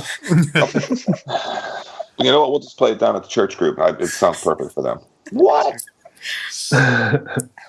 John, horrify us all. There's only 3 words total and that includes the band name here. And yeah, this one got me. That's what got me. The band is called Skinless. Oh, damn it. Song is called Tampon Lollipops. Yeah. Yes. What? Oh my god! Yum. I will not take two, please. I saw that, and that just was not gonna not be included on my list. Oh dear. Yikes. My number 2. So this is the absolute first song that I thought of when this was proposed for the top 5. The song is Force-Fed Human Shit. And it is by the tech death band Brain Drill off their album Apocalyptic Feasting. You know, I almost went with People Cannibal have Corpse's families. Force-Fed Broken Glass, but that's a little worse. Force-Fed Human Shit. Yeah. Wow. Well, you can just run right through me, skinless, tampon lollipops. That was my number 2, so nice job, John. I'm We're together almost on that one, buddy. surprised there's some Wow. repeats. I just feel like there's an ugly film on my body right now. Yeah, no. Taking garden hose to yourself. All right. Yeah. My number 2 is actually the one that horrified me the most.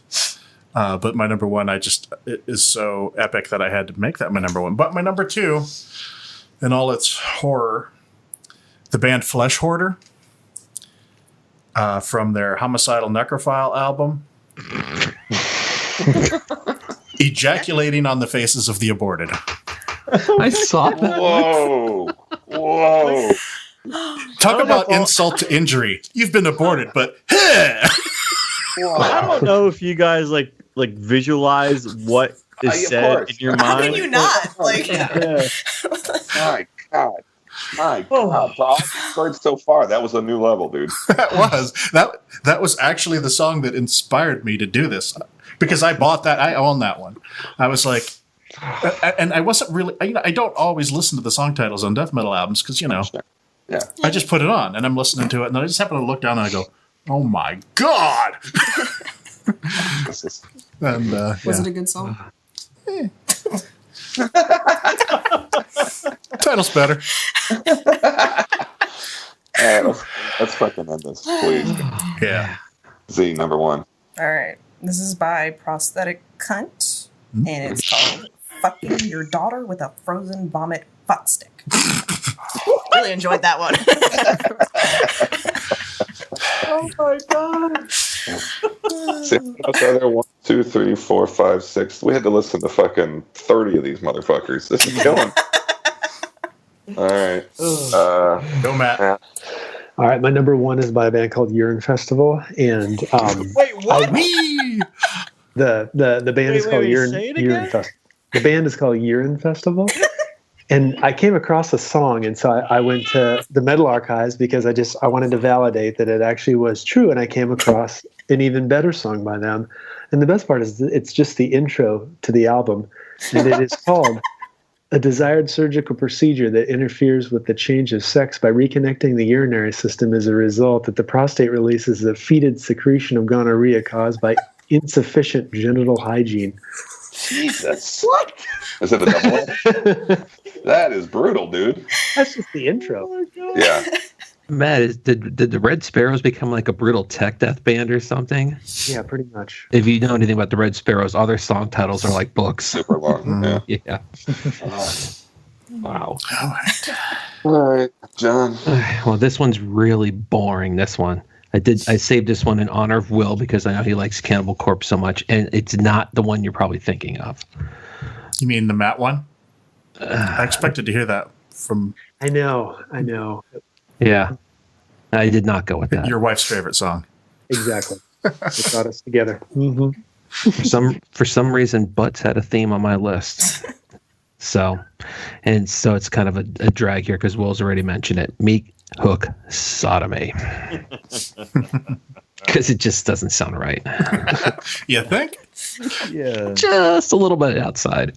I can't remember what Matt's wife's favorite song is. But I remember. But it may be this one. My number one is Entrails Ripped from a Virgin's Cunt from Cannibal Corpse, Tomb of the Mutilated. You want to enlighten him, Matt? That is not it, but I've always felt that one trumps it. No, the one that was first saw on my laptop. You may want to wait because I'm about to say mine, okay. and it's fair. Just because it could be the one you're going to say. Because it'll be an honorable mention for me. I've always been disturbed by this song title. Still, I mean, even after all that's happened tonight, this is still one of the originals, and it's Cannibal Corpse, I Come Blood.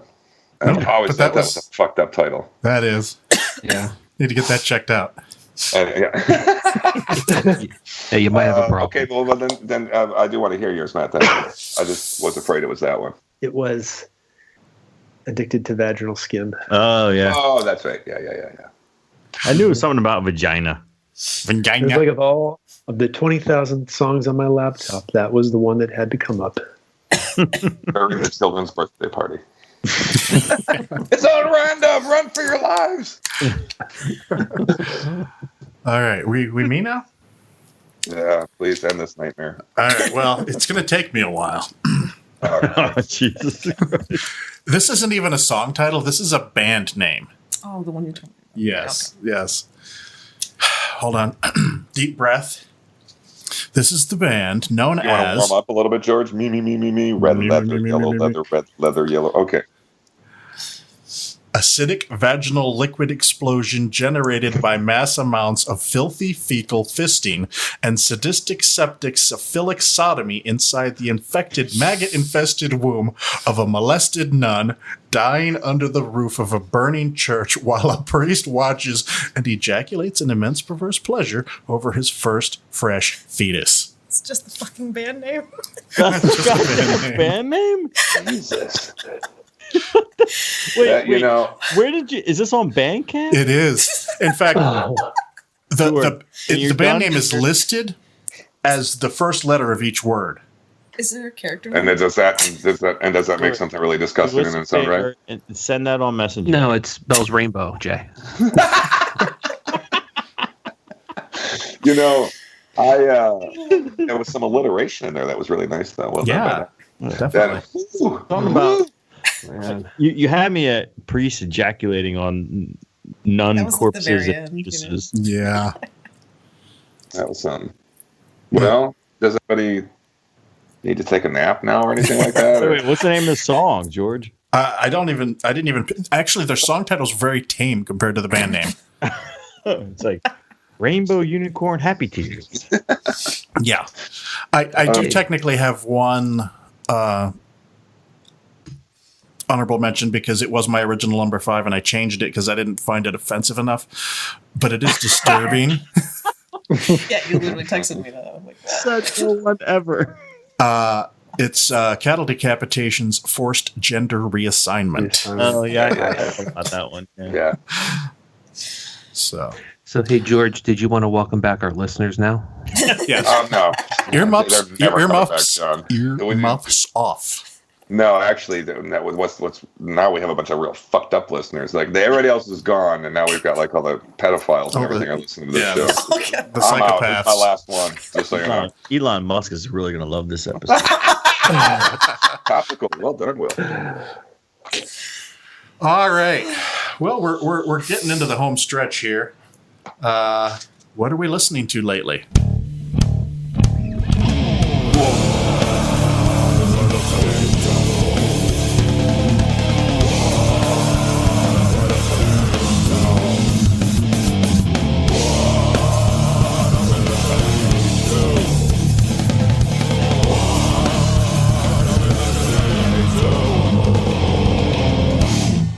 Z.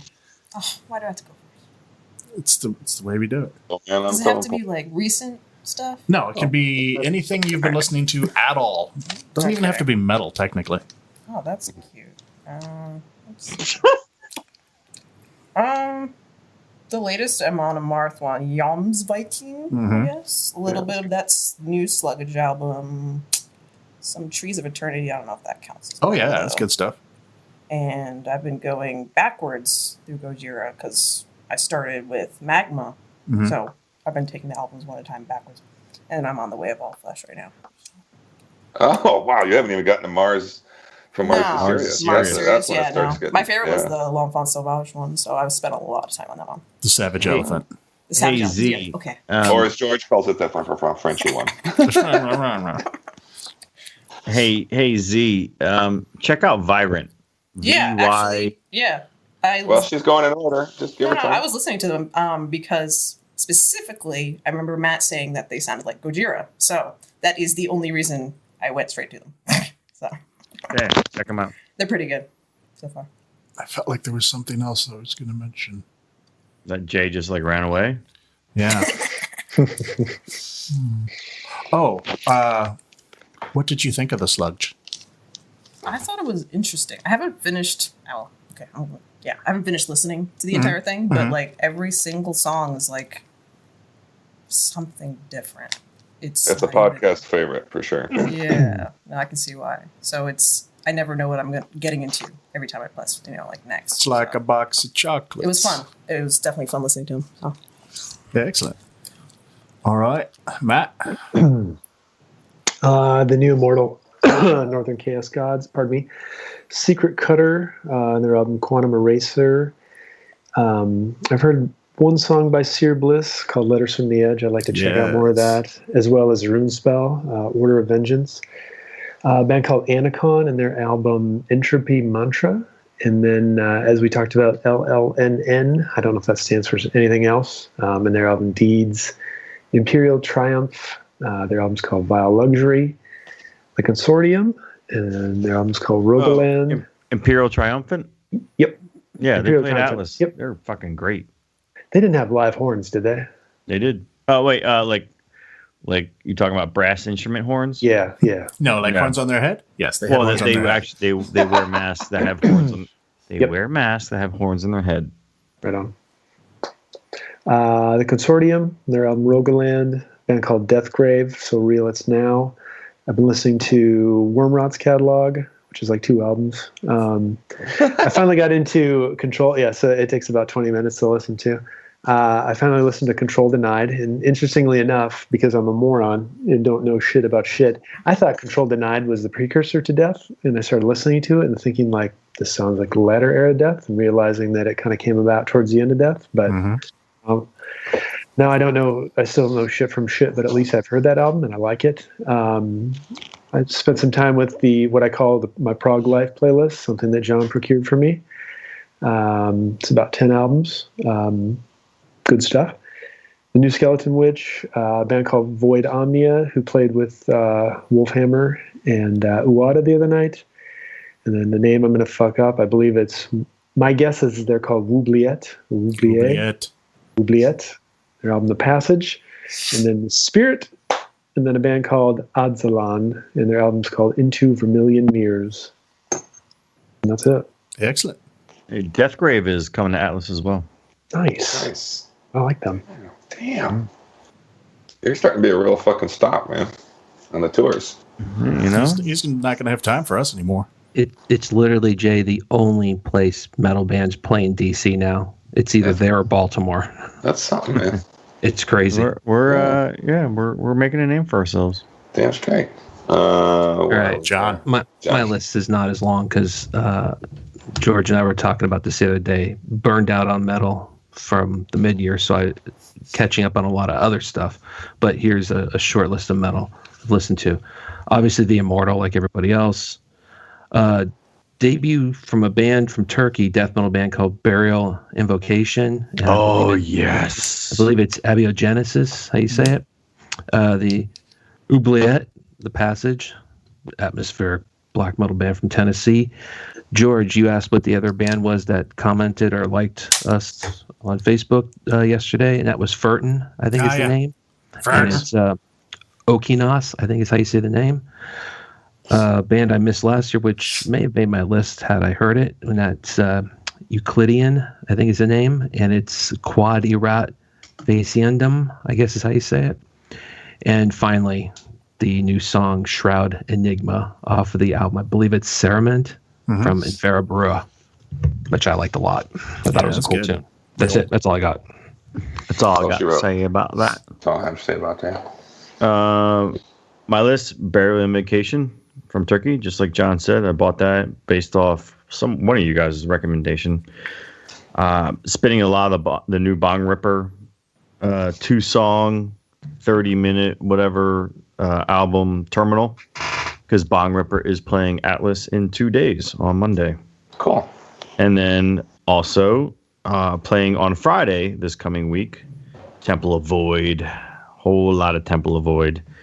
I'm excited for that one. And then also playing at Atlas the day before Temple of Void is Gateway to Hell, which if you guys remember when we were at Death Fest, they opened up Death Fest. And so they're going to play Atlas. And then after reading Decibel's Hall of Fame for Exhorder, Slaughter at the Vatican, I've been listening to that. And then I picked up, I think I read it in Decibel or somewhere, or maybe it was Angry Metal Guy. It was probably Angry Metal Guy. It was a Gareya, Unsettling Whispers, black metal. Too. Yeah, I picked that up. I like that. And then there's a band that sounds a lot like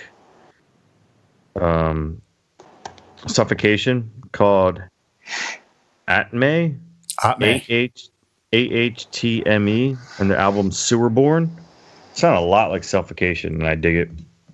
The new Skeleton Witch, Devouring Radiant Light, the new Hoth, Astral Necromancy, listening to a shitload of death, specifically Leprosy, because I got it on vinyl finally. It just came a couple days ago.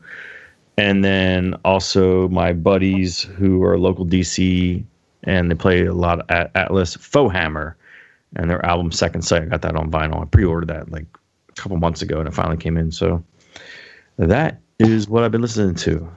That, as they say, is that. Well, I have been listening to. I like the new Marduk record, by the way.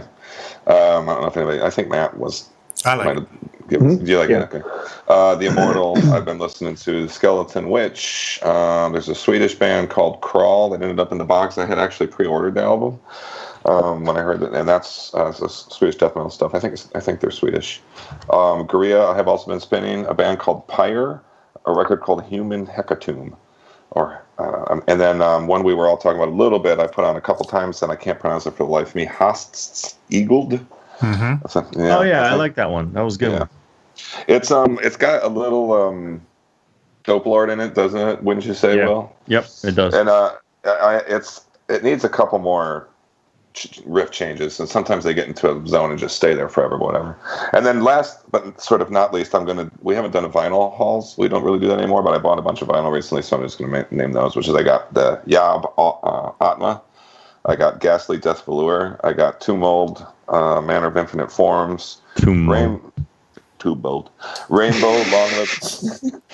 Long Live Rock and Roll, Rainbow Live in Munich 1977, Rainbow on Stage, and finally, because every time I see a good release of this, I buy it, which is to say I still don't have the original release, which I owned when I was a kid, but I got a really cool re-release of Seven Churches, and it's oh, nice. Yeah, and I have some other releases, but it's embossed like the original one was, and it came with a shit ton of stuff, man. Like there's a poster in here, and then there's like these little photo cards, and all the original artwork stuff. So that was a totally worthy purchase, and it's like a 180-gram gold vinyl. So, did anybody else have the old Combat cassette? No, I bought it on vinyl when I first bought it, but I bought that record just based on the cover. You know, I was like, okay, this is from, and I think it might have had a sticker on it that said, if you like, I don't remember what it said, but and I bought it on Christmas. Time. On a Christmas trip with my family. The year it came out in November. I bought it in December. I took it home and I was like, "This is it. There's nothing else now. This is all there is." So every time a good release of that comes out, I purchase it. But yeah, I think you have the original release, don't you, George? No, I don't think so. I think mine's a reissue. Oh, okay. Yeah, sorry. So anyway, that's all right. Should have saved the bathroom break. Because I'm back to my old ways. Fair enough. Everyone can get up and leave now. Yes, they do. They do that to me. They get up and leave. It's rather rude. You know what? Don't judge. You may be leaving in a few seconds yourself here. A couple of minutes is more accurate. Huh? I'm kidding. Let her rip, George. So first off, out of here. First off, the Infera Brew new song Shroud Enigma from their new forthcoming album Cerament. The Antichrist Imperium. There's more on the other page. No, please just go on. The Antichrist Imperium, Volume 2, Every Tongue Shall Praise Satan. That's like most of those guys, if not all of them, are in Ackercocker. Which is why I picked that up. Antlers, Beneath, Below, Behold. It's the second album from a German black metal band. I listened to that because when Sludge shared our lists, we got a ton of traffic based on that. And I went and looked at the post and read through all the comments, and somebody was like, I completely reject these lists because none of them have Antlers on there. So I was like, I guess I got to check this out. And it's pretty good. Barren Altar, Entrenched in the Faults of the Earth. It's the first album of California Black Doom. I think the promo is in the box, and I gave it a cursory listen. And then I decided to buy it for my beach trip and then didn't listen to it on my beach trip. But it is actually really good. So check that out. I picked up Beastmaker's 8 EPs. Unfortunately, Jay's not here because I know he did too. No, I am. I'm listening. I'm just putting my records back. He just jumps up. Hey, there I am. I'm down in the basement, George. It's cool. I'm not dead yet. You'd be stone dead in a moment. Yeah, Beastmaker. I'll go for a walk. They're like a doom band from Fresno, and they released what amounts to a triple album.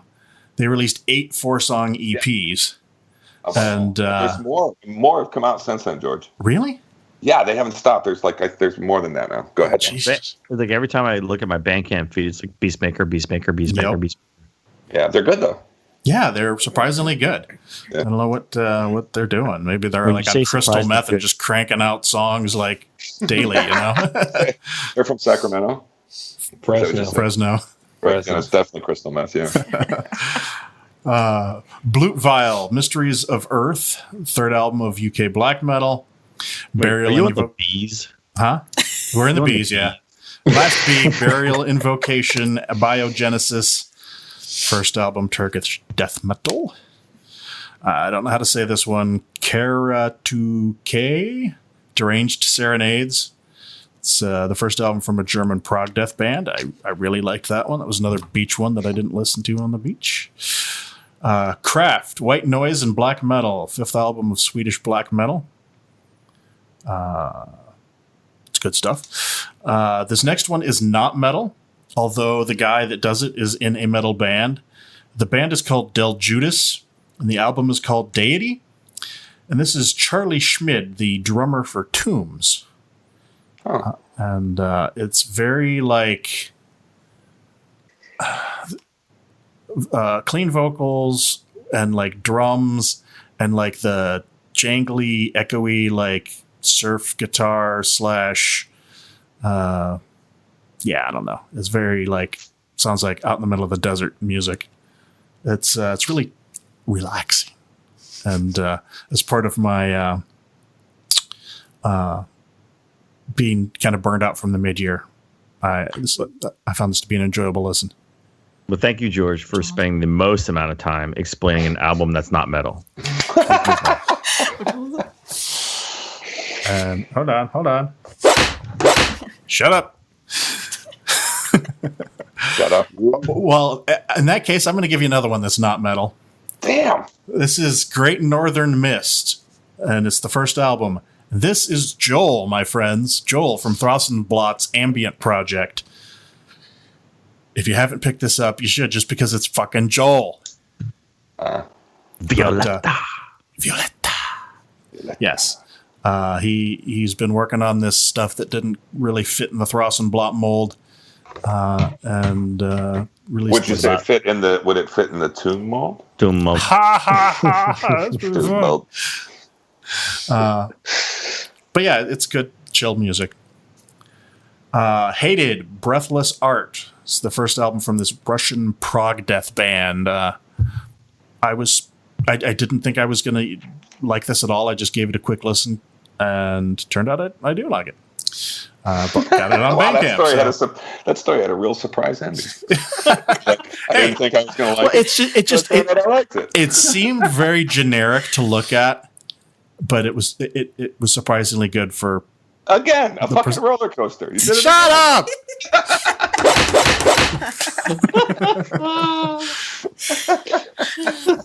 Damn you.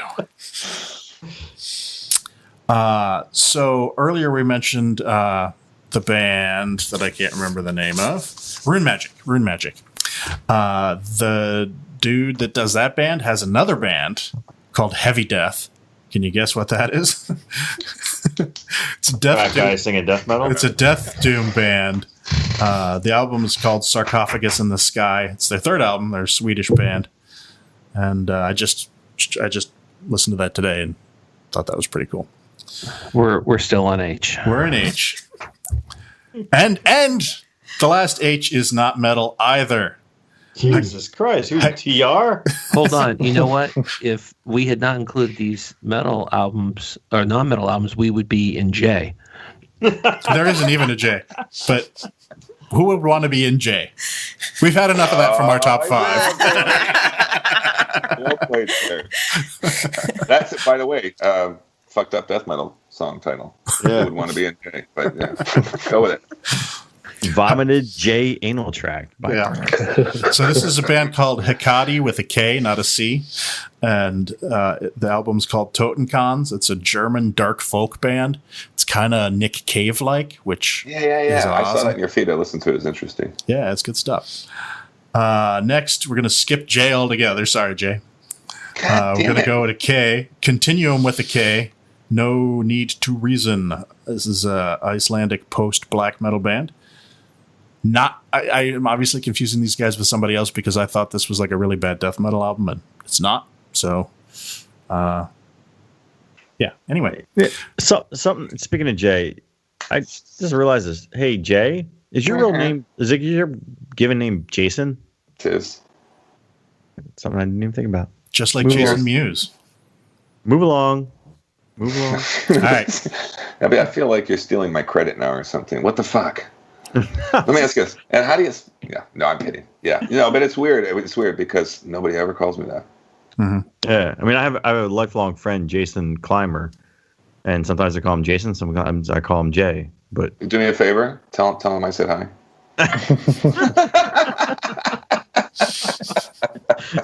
I will, man. Thanks, bro. So Matt mentioned this one, LLNN, Deads. It's like a Danish synth sludge. I don't even know what to call it, but it's interesting. Mm-hmm. The Marduk album, Victoria, very good, better than expected, as is the trend apparently. Mordant Rapture, The Abnegation. It's an EP. They're a symphonic death band from San Jose. Sear Bliss. George, I thought you took a break from metal. Why are you giving us a list of 100? That's right. Yeah, he's like, I took a big break. A lot of these, here's 100. Well, a bunch of these are between the episodes, but prior to the mid-year. So I wanted to give them. Did you add any during this episode? I'm still adding. I'm still adding. Is Z handing you notes? Like, yeah, see, she's on her phone. She's giving me names to add right now. George did go for a bathroom break here scouring Bandcamp. You won't even know it's a real band. Just say this one. Toad Rectum Explosion. Where was that? It was Sear Bliss, Letters from the Edge. They're a Hungarian black metal band. And I like them a lot. 4 more. Shyle Magonar, Transients. These guys are really cool. Prog death band from the Netherlands. They were featured in an early episode of the podcast. Just the music, not the guys. Are they like cousins of Borknagar? It took me a while to get the pronunciation of that right. Shyle Magonar. Well, you sure you have it right? No, I talked to the guys in the band, and they were like, "Yeah, you got it." So, yeah, it's good stuff. Next is Slider. It's spelled Slidhr. The Futile Fires of Man, an Irish black metal band. Jay. Yeah, I bought that one based on you too. Yeah. I don't know why you think they sound like you too, but let's look at George. They're Irish, but they don't sound like you too. That was such a good laugh, dude. It was almost this. That was like a Dr. Evil from. It's that snively whiplash guy or whatever. Yeah, it was so good. Two more. Thank you, Matt, for mentioning this because you're the only one that took my recommendation to heart. The band called The Spirit and their album Sounds from the Vortex. Technically, I don't think it's out yet. We got the promo for it, and this album is freaking amazing. It sounds like Dissection, which I'm a big fan of Dissection. It's a cross between black metal and death metal. It's like the bastard baby that united the tribes. And to me, it sounds like what should have been the Prison album between Storm of the Lightsbane and Rain Chaos. This sounds like the natural extension of the Storm of the Lightsbane sound prior to evolving in what was the Rain Chaos sound. And as such, yes, so must be listened to. So you've convinced me I need to put it on, maybe even tonight. I listened to it. It was all right. Was it? Okay, well, John just changed my mind. And finally, this greatest album ever. God damn it, I'm getting confused. Oh. I have something for that. I think it's one of the greatest albums I ever listened to. Jay just purchased it right now. No, actually, I downloaded it, but because I think it's in the box. But I'm super confused now. I can't decide where my allegiance lies. I'm going to listen to half of it. George. All right, my last one is a self-titled album from a band called Under Siege. They're an Italian folk death band. Okay. And that brings us to the end, which I did all our end stuff at the beginning, and I'm not exactly sure what to do here at the end now. Penis jokes? Penis jokes. Do you have any penis jokes? No, not really. I was waiting for you guys to offer up. I saw a good joke the other day on the interwebs, and it was like a meme, but it was just like two people talking, but just the script. You know what I mean? Like, and it says doctor, and the doctor is staring at a doctor, and it says examining X-rays, and he says, "Oh my God, this is just what I was worried. This is just what I was afraid of." And then it says patient. The patient says, "Oh my God, what is it?" And the doctor says, "Skeletons." That's a funny joke, dude. It is. Thanks. So, let's get the fuck out of here, dude. Yeah, it is getting late. I feel like we all learned. Midnight on the East Coast here. To be honest with you. Like, this was a real learning experience. It's like we went through something together with this. Yeah, we all learned about tattoos of like Lord of the Rings did, Yeah, some sort of weird fellowship. Fuck. It's all about man pain. Yeah, man pain. And rectal pain and, anal leakage. Genital pain. All that. It was nice of you to join us, Dee. Yeah, thanks for having me. Hopefully you're not too traumatized. No, I believe I had some pretty interesting titles, too, so, yeah. Mm-hmm. Yeah, no, I thought you held your own there, for sure. Actually, I felt like you might have sort of embarrassed the rest of us. I thought it was going to be tame, but you definitely used the Google machine to put us to shame. Yeah, it's I you came absorb up with music some at the stuff. rate of like a turtle, so I don't have that much to offer up. So. Yeah, you and George are going to form some sort of reverse vortex over there if you stand too close to him, because he listens to everything and apparently you listen to block you eventually, George. Yeah, spend more time with George talking about music at work, and then we could be done with his list in like one album. Yeah, that'd be awesome. Well, because I kept having all these ideas of things that I wanted to play for her. But yeah, you even made like an entire humongous ass playlist. Yeah, so I made her a Spotify playlist so that I could, when I had these ideas, I would just shove them on there and be like, you can listen to this later when you have time. Yeah, when I have time. I still have like 300 songs in my to-listen metal playlist, okay? That's going to take me 3 years. So. Yeah, it is. I bet George was like, I'm being such a good guy right now. And you're like, yeah. George is a jerk. Strangling. I know. I'm a little I don't want to say intense, but intense. OCD. Just go with it. Yeah. You're a completist. I'm obsessed with metal. What can I say? Well, Z, you've made history. You were the first woman in studio I'm a guest. woman? What? Girl. Scare. Gal. Don't scare me like that. Just don't call her a lady. Can I call you a chick? Is that better? Yeah, no, I'm kidding. Yeah. Really? I'm surprised you didn't have like I don't know, female-fronted metal bands. We had an episode that female-fronted. Whoa! I know, that's why I said it. You know the way I said it. We talked about this already. It's a band that might have a female singer. We did have an episode that featured music from female-fronted bands. That pause, you gotta have the pause. But we didn't have, and I talked about getting one of them on for an interview, but then they got signed to a big label and didn't want, just didn't happen. So, yeah. Plus, look at us. I mean, I'm not a joke. Take a look around the room. It's no mystery. Well, there's not a lot of girls on this show. Yeah. It's like a Rush concert. It's like a Rush concert. Yeah. They run away. All right. Well, I have a way that we can end this. How's that? Goodbye. Yeah. Good night. Good night. Goodbye. Good night, and go away. All right. We'll talk to you next time. See ya. Out. See you. Bye. Peace.